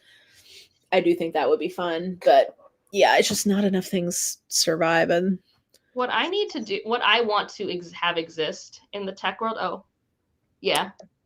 you just accepted the books available. We're the only ones you had. When I go thrifting, I kind of, and I also was shopping, I kind of wish there was like an app where you could just like instantly see how the clothing looked on you without trying it on. I just like hate trying on clothes. Like, or just like even get a sense of how it would drape, because sometimes like they do have the mannequins, but not for everything. You're like, is this a billowy shirt? Is this a tight fitting shirt? Yeah. Like, I don't know what it would look like. Oh, and are we done with the billow shirts yet? Every time I would go shopping for a new business casual shirt, they were all billows, which I hate. Like I just wanted like a slightly fitted black tee, and I like a slightly business casual like collared shirt. I couldn't find it to save my life. Yeah, I haven't had to buy anything like that in a while. Like, because everything was like just like it would fit to your boobs, and then it would just like flow. And I'm like, cool. Oh, I I don't don't think want so. I this. don't think that's what's on. I can make a pull-on pant, but zippered or denim, no. Yeah, I think I could. I haven't tried to make a pull-on pant, but I probably could. I just don't know that I would feel good about wearing it.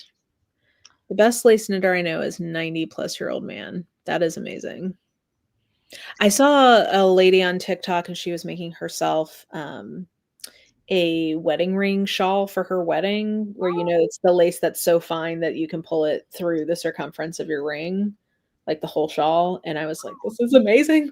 What a beautiful thing to make. The people who make wedding dresses out of crochet, I'm like, you guys are stronger than me.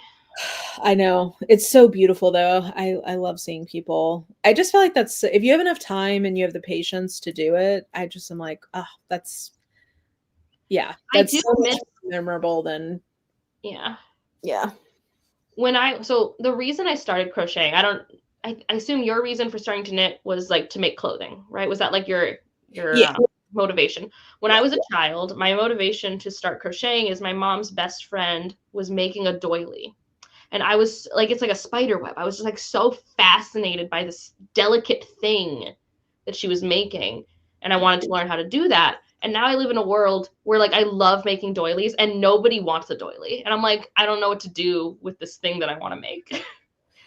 I Well, I don't know. I feel like I see people using, especially now that maximalism is more a thing in design. I see more doilies than when we. But like even in my own house, like I don't have that many surfaces I would put a doily on. Yeah, I mean that's fair. I think so. I kind of have that struggle with embroidery. Like I really enjoy embroidery, but I don't really have a lot of like. I don't know what I do with the output of it. So I have a couple of projects in mind I'd like to do long term. Like I'd like to do a full medieval tapestry of embroidered something to hang. And then I'm currently learning how to do to trees, which is the Palestinian form of embroidery. And I think that would be really cool to do like a full panel, and then like each city in Palestine has its own motif, and then like being able to like research them and like find out about them, and you know, Yeah. make it like a whole process. But those are the only two things that I'm like, yeah, those are pieces I would like to have, but the like skill I will need to be able to execute them, like I just don't know how to build that skill, and like what do I do With the end products, yeah. yeah, like I guess you just create to create, but then I'm also conscious of like, well, where does it go? Do I just recycle that? I don't know. I This is where I'm like in a little spiral in my head. No, I mean that was the same for me. And have you ever, you've seen latch hook kits, right? Like they're like colorful rug sort of things. Like as a kid, I made a lot. Oh, like Yeah. the rugs with the little okay, yeah. You like have a grid and you put the yarn in and you make like these little. Yeah. It has a unique little tool. Heck, I still even remember the motion apparently. I loved doing those, but like I didn't want to make my own design. It's actually really hard to like, I think, buy all the yarn and cut them into the right pieces to like do your own thing. So after I had done like almost all the kits, I'm like, also everyone already has a framed version. No one needs any more of these from me. Well, But like, and I think it feels a similar hold to like how people love diamond painting all of a sudden. yeah, that seems very relaxing, but I just can't get over the amount of plastic involved. Yeah, that's a similar thing for me. Or it's like, I think it's a similar vein to jigsaw puzzles, where like I do enjoy the occasional jigsaw puzzle and I never know what to do with it after I'm done. I've got in the guest room, there's an entire shelf of puzzles I've done that I now don't know what to do. We framed occasionally some of them that were pretty enough to frame, but like can't do that with all of them. Yeah, and also like I don't really want to frame them. Like they're fun to do, but like I don't know. Yeah, well, and then like my mother-in-law is a lovely individual, and like, and she loves giving gifts, but she always gives me gifts that I'm like instantly like, there's no place in my home for this. I will never use this thing, and I'm like, I don't know what to do with it, because then there's the Midwestern urge to not throw it out Yeah. because it's a gift. Yeah, my best friend had to have a talk with me about my pillow hoarding because I'm just like, but I just we have to be able to do something with these, and there's just like not really anything to be done with them. Yeah. Um, Yeah. So we have a Goodwill down the street. I'll donate stuff to. yeah, mine doesn't accept that kind of stuff. I know someone that knit their own wedding dress. It was gorgeous, but I don't have that desire. Make a doily and back it to use it as coaster. That could be cool. I Although I guess, already have a bunch of coasters. yeah. I give some of my projects away. My mom is the proud recipient of a lot. I actually don't mind what she does with them. We have a cabinet at work for books and puzzles, like a little free library. Oh, that's a great idea. A puzzle little free library would be great because, Yeah. yeah. Yeah. Like I said, it's just like I don't do puzzles that often. Honestly, it's probably a really bad sign of where my mental health is at if I'm doing a jigsaw puzzle. It's like it's never been a great sign if I'm suddenly knocking out 2 or 3 jigsaw puzzles for me. Yeah, I like them. I went through a kick where I was really into them because every winter I try to pick up like a new hobby just to try something new.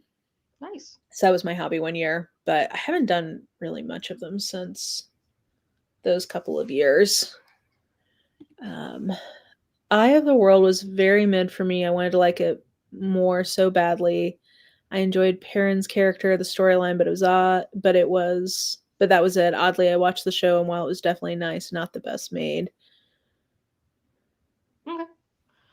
Is that Wheel of Time? That's Wheel of Time. Okay. Perrin is the wolf boy. Oh, okay.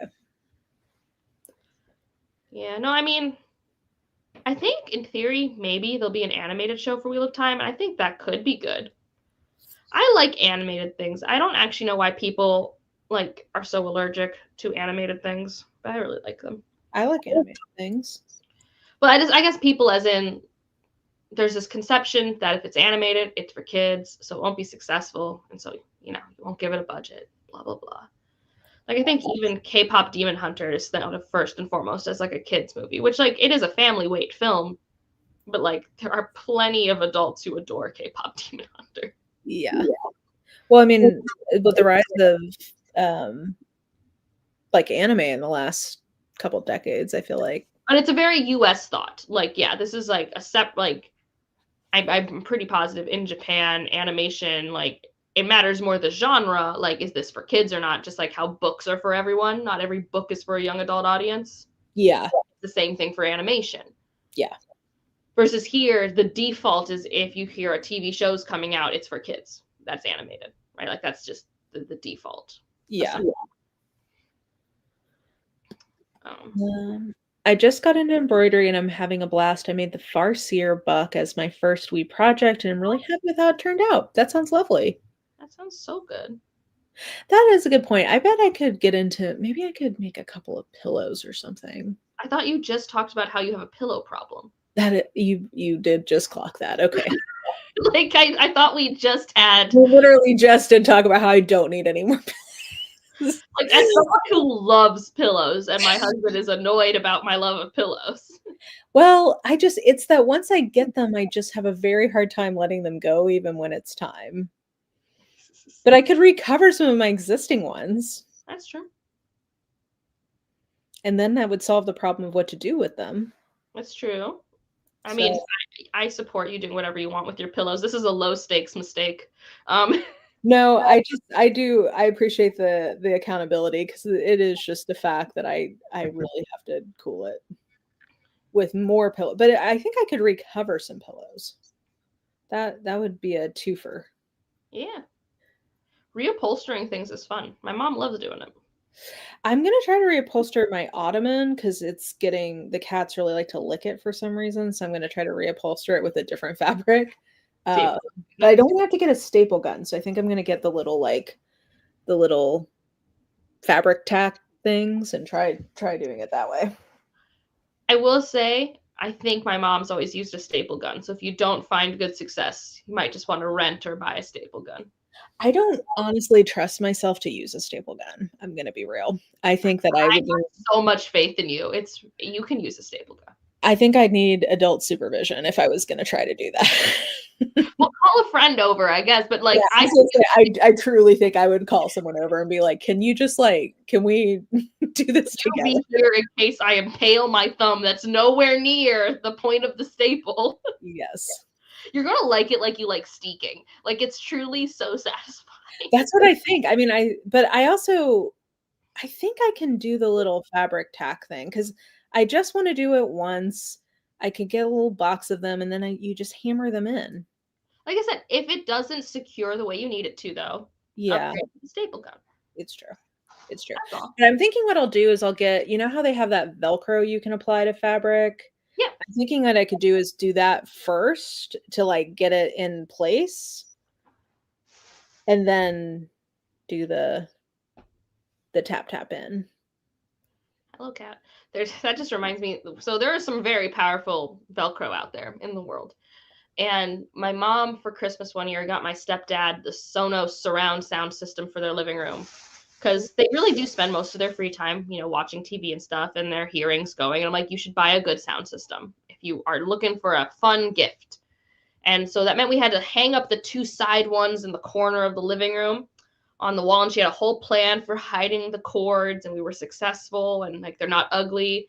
But one of the shelves we couldn't screw into the wall because the wall was metal, apparently. We were like, why is this beam not drywall or it was we couldn't drill it in. So we ended up Velcroing one side of it. And it's still up and it's been 7 years. I'm telling you, there's some legit Velcro out there, industrial strength.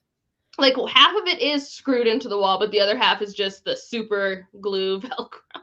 Just the my mom and I guess I've told the internet, but we haven't told him. Look at my cat. He's being so cute. Hi, kitty. Hey, cute man. What do you want? You're like, Mom, you don't have a space for me. How dare you?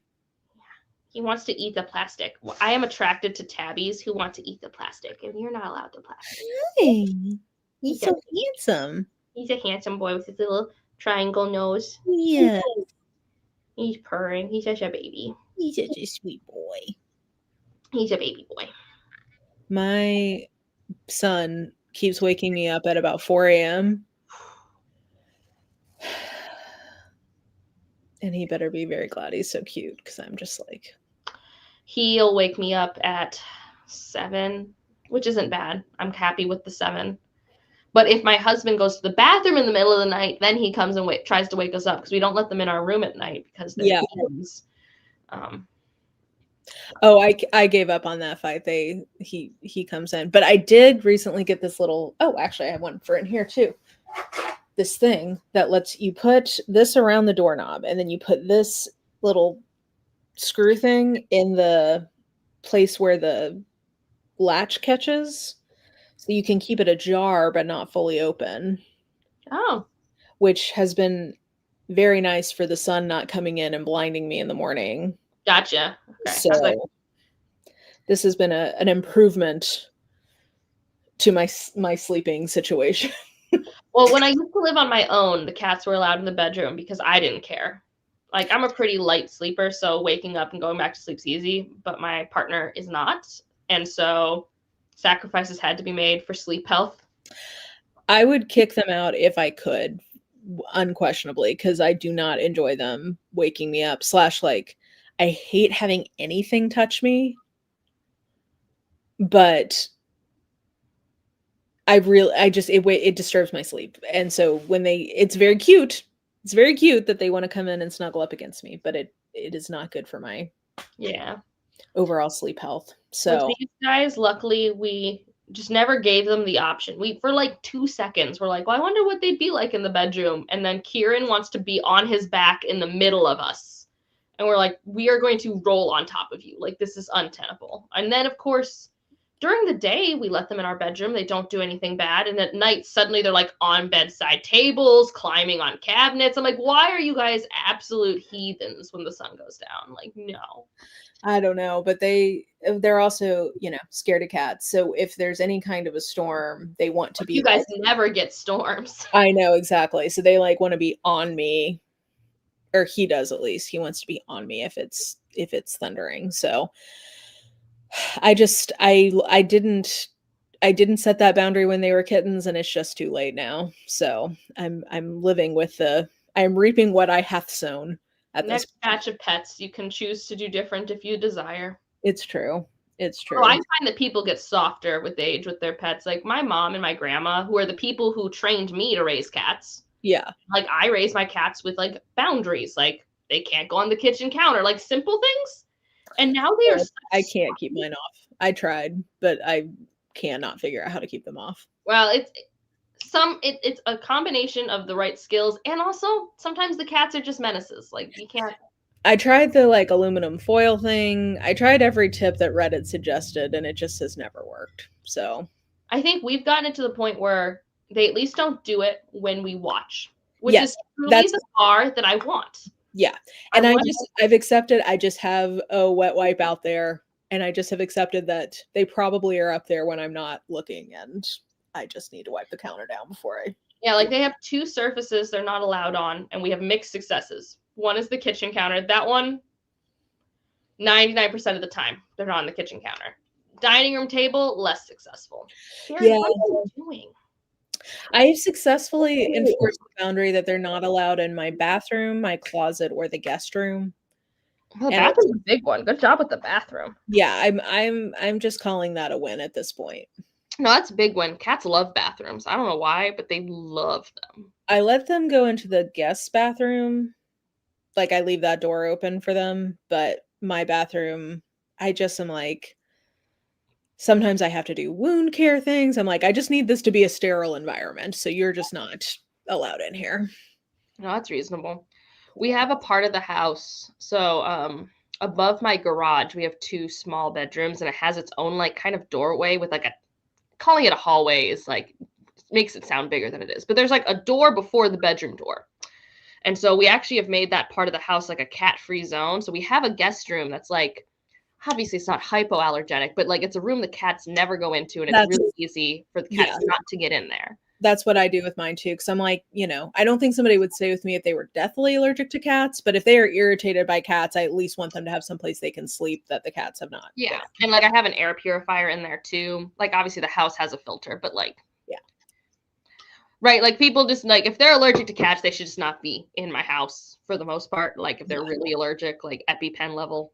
Yeah, if you're truly allergic, you just can't be here. But like I'm allergic to cats, but I take Claire or Zyrtec, and then I have 3 HEPA filters things that run, and that's good enough for me. So if you're at that level, it's like, okay, I'm at least giving you a cat-free place to sleep.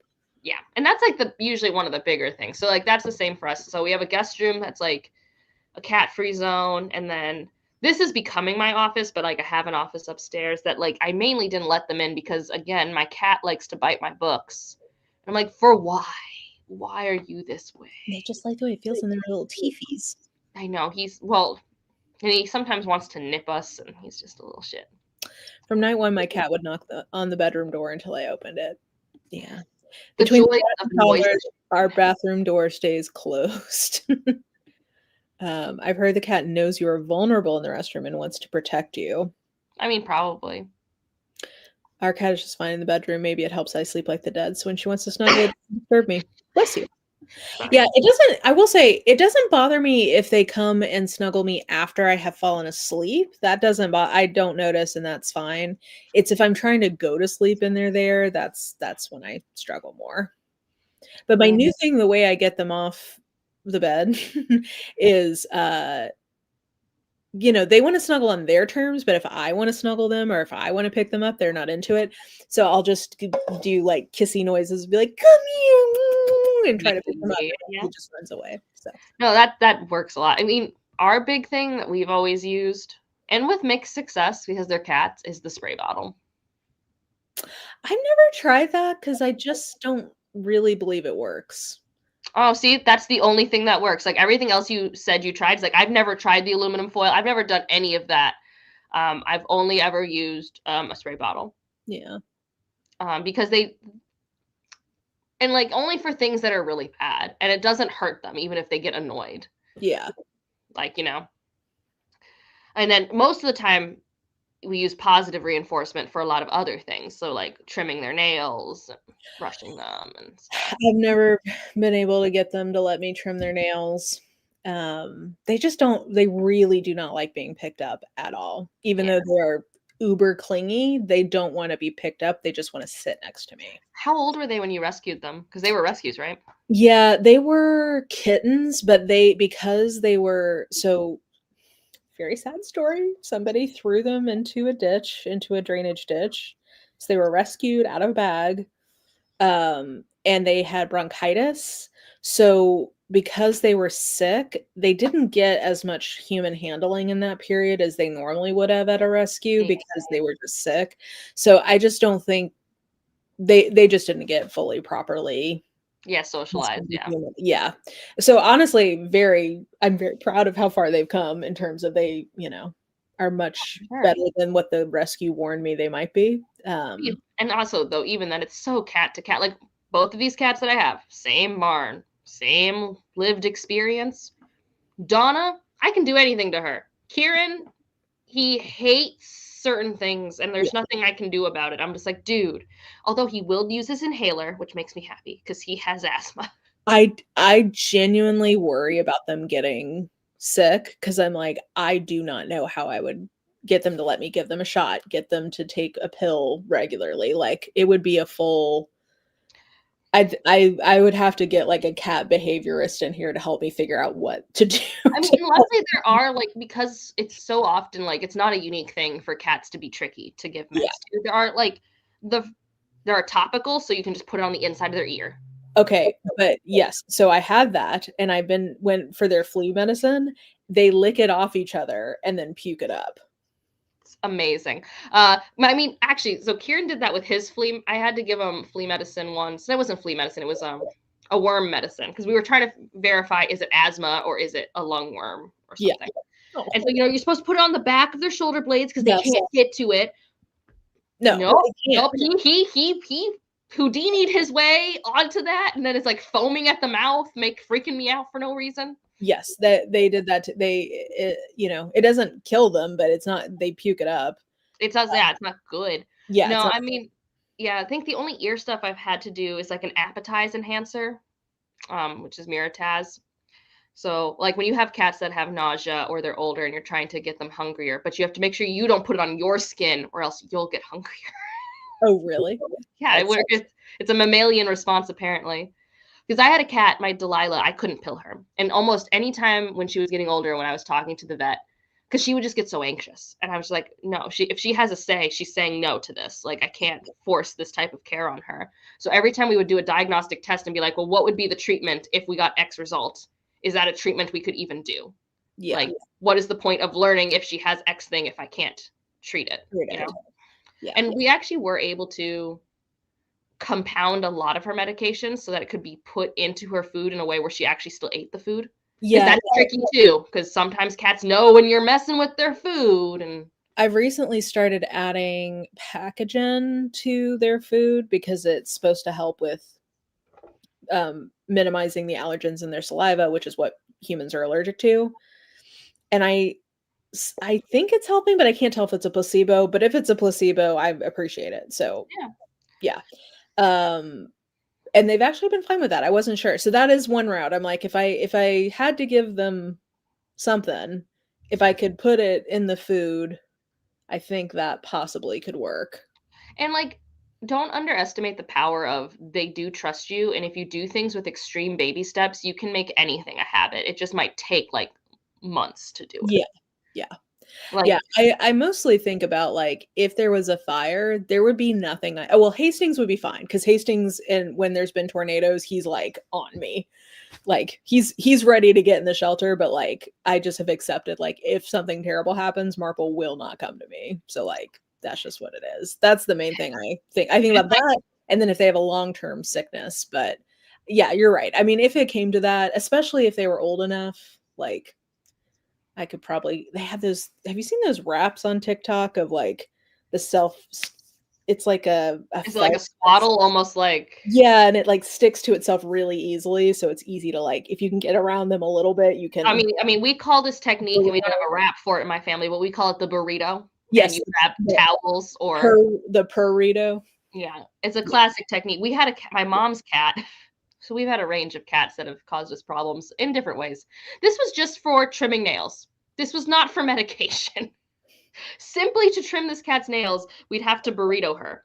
But then as she got older, she would be so mad she would start peeing in the burrito. So we would have to put like a plastic bag. A wrap. And I'm just like, girl, like it's not that serious. I will say I'm very glad even when they very well would have been within their rights to pee on something, they never do that. Like, ever. In Cats terms of, like, peeing on things that are not their litter box. Yeah, some will, but, like, when I was switching out their litter, I just got for Christmas, Santa brought me a litter robot. Oh, nice. Those like circle weird spaceship things. Yeah, and I wasn't sure if they would deal with it, but they did. Good job. I'm looking at you. Good job. And I didn't realize how quickly you need to replenish the litter. Mhm. And I just hadn't been in the laundry room in a few days, and I realized the litter was just, like, barely anything, but even then, they still would use that teeny amount of litter, so I was like, "Bless you, I'm really sorry, I didn't realize it was." Yeah, like, for most cats that are fixed, if they're not peeing in their litter box, it's almost always, like, a sign of a discomfort, and it could be anxiety, it could be Well, and also, like, territorial stuff, I'm just if they're fixed, that doesn't normally happen. No, I mean, in some multi-cat households, it does. Okay, we did have that when we had 6 of them, but it was more of an anxiety thing than a territorial thing, because we did learn that the maximum cats we could have is 6 because of the peeing problems. Yeah. But that was, again, I think they've been together literally their entire life. They've only been apart one night in their entire existence. They've never had any of that with each other. So, and they can share food. Some cats can't share food. Like, I'm very lucky in the scheme of things. But the downside is they do not like to be handled. So if and when we hit that point in their life, it's going to be a journey, isn't it? Yeah. And it'll be a fine journey. Like, I mean, Kieran, I can't pill him, but like we did slow and steady with his inhaler, and he associates it with his treat. I can brush my cat's teeth. That's wild to me. I've never brushed cat's teeth before. With No, these groups, we tried it because they were young enough, and I don't know. I don't know if you've ever seen a dental bill for a cat, but it's insane. So I have heard. I've got these little things on the corner of the walls that they can clean their teeth against, and they seem that they're okay with it, so they'll do that. But yeah, we'll see. So far they're healthy, happy kitties, but and they should be for a long time. they're 7 now, which is crazy. That's baby. I know. He might be. Well, they're always baby. Even when they're 20, they're still baby. Kieran. Well, we've been going for a couple hours, so I feel like maybe it's time to wind down because I know it's getting to be somewhat close to dinner time for you. Not quite, but I should do stuff. I still have to film my Tuesday video. That hasn't happened yet. Oh, yeah. I don't even know. Work has been so stressful. I can't even think about what I'm supposed to be doing really for BookTube right now. But supposed to, such a strong word. I know. It's just the gamification side of it of like, I'm supposed to do this. I'm not getting my checkbox. I have to say, well, your last video that wasn't a live stream was like a week ago. That's not too bad, right? Oh yeah, that's right. That's right. And I've got one that's early access right now. So yeah, that'll go live this week. Okay, I'm okay. Because yeah, wasn't it last weekend that you were doing the whole like Angela gave me a DNF and a 5-star? Like, yes, I think so. That was last weekend. Yeah, time is a sieve. Yeah. And the algorithm doesn't care about what you did even a day ago. So. Oh no, yeah, my algorithm is always so mad at me. So, but that's whatever. Yeah. Well, I know. Sorry, the kitties. No. After saying he doesn't like to eat books, he's suspiciously circling these books. Well, thank you for having Crafternoon with me. It was lovely to just chat and craft. I love to craft. Crafting is fun.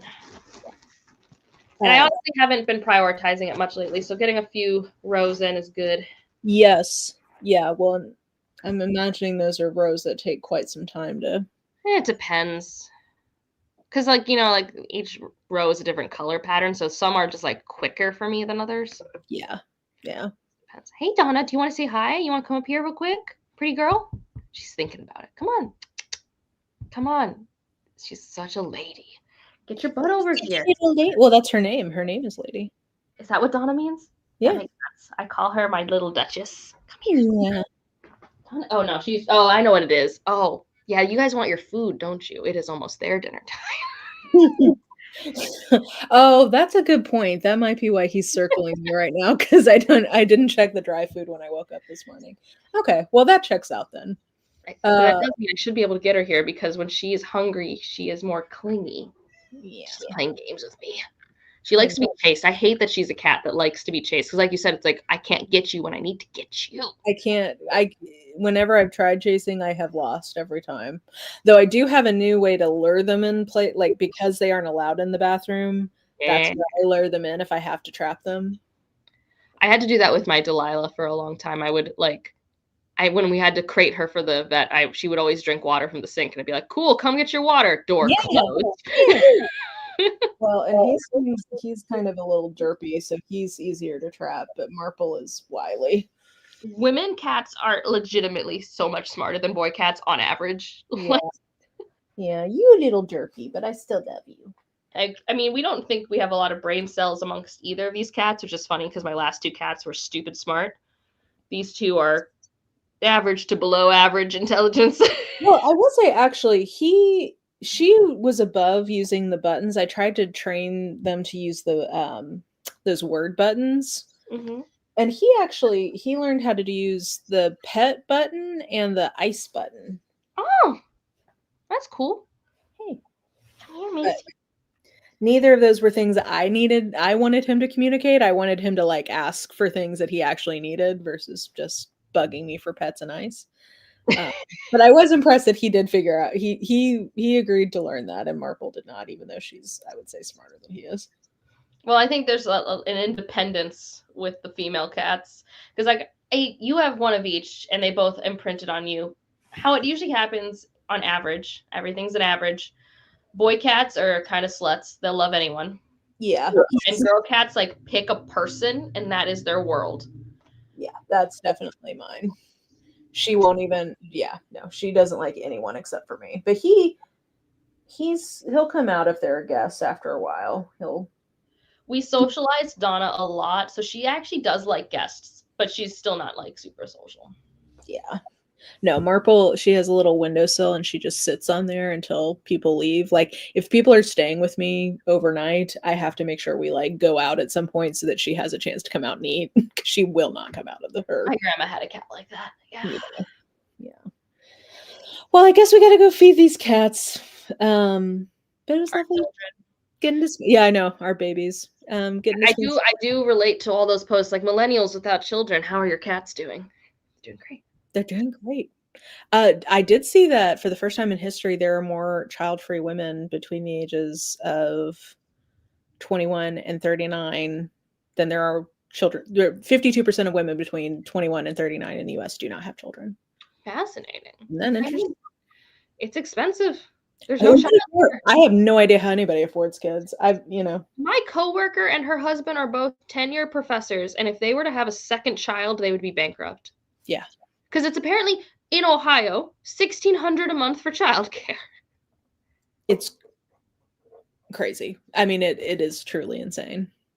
Like, I have a friend who's always part-time employed. I'm like, man, if I ever have a kid, I'll pay you that rate for random days to watch my kid. My goodness. Yeah. But yeah, so these are our children. Yes, I mean, I love having cats. I've had them my whole life. They're great. I love them so much. $440 a week in New York. That is about the 1,600. Yeah, that's about. It's more. It's like closer to 1,800, but it's about. Yeah. It's like, and again, it would be one thing also if you knew that money was going to the person employed to watch your kid, but I don't think that's the case either. Yeah. Like, I don't know if that person running daycare could afford daycare. Like, I don't. That's why anyway. Yeah. We gotta, if they want people to continue the species, they gotta make it affordable, at least here in the US. I don't know how it is other places, but yeah, well, thank you everyone for joining us. If you are so inclined, the ILRC fundraiser is attached to this, so support our immigrant friends. And yeah, thanks so much to Angela for hanging. Yeah, I'm glad it happened. Yeah. Yes, I hope everybody enjoyed a little Crafternoon. Everybody, their cats for us. And we'll just talk soon. Bye. Bye.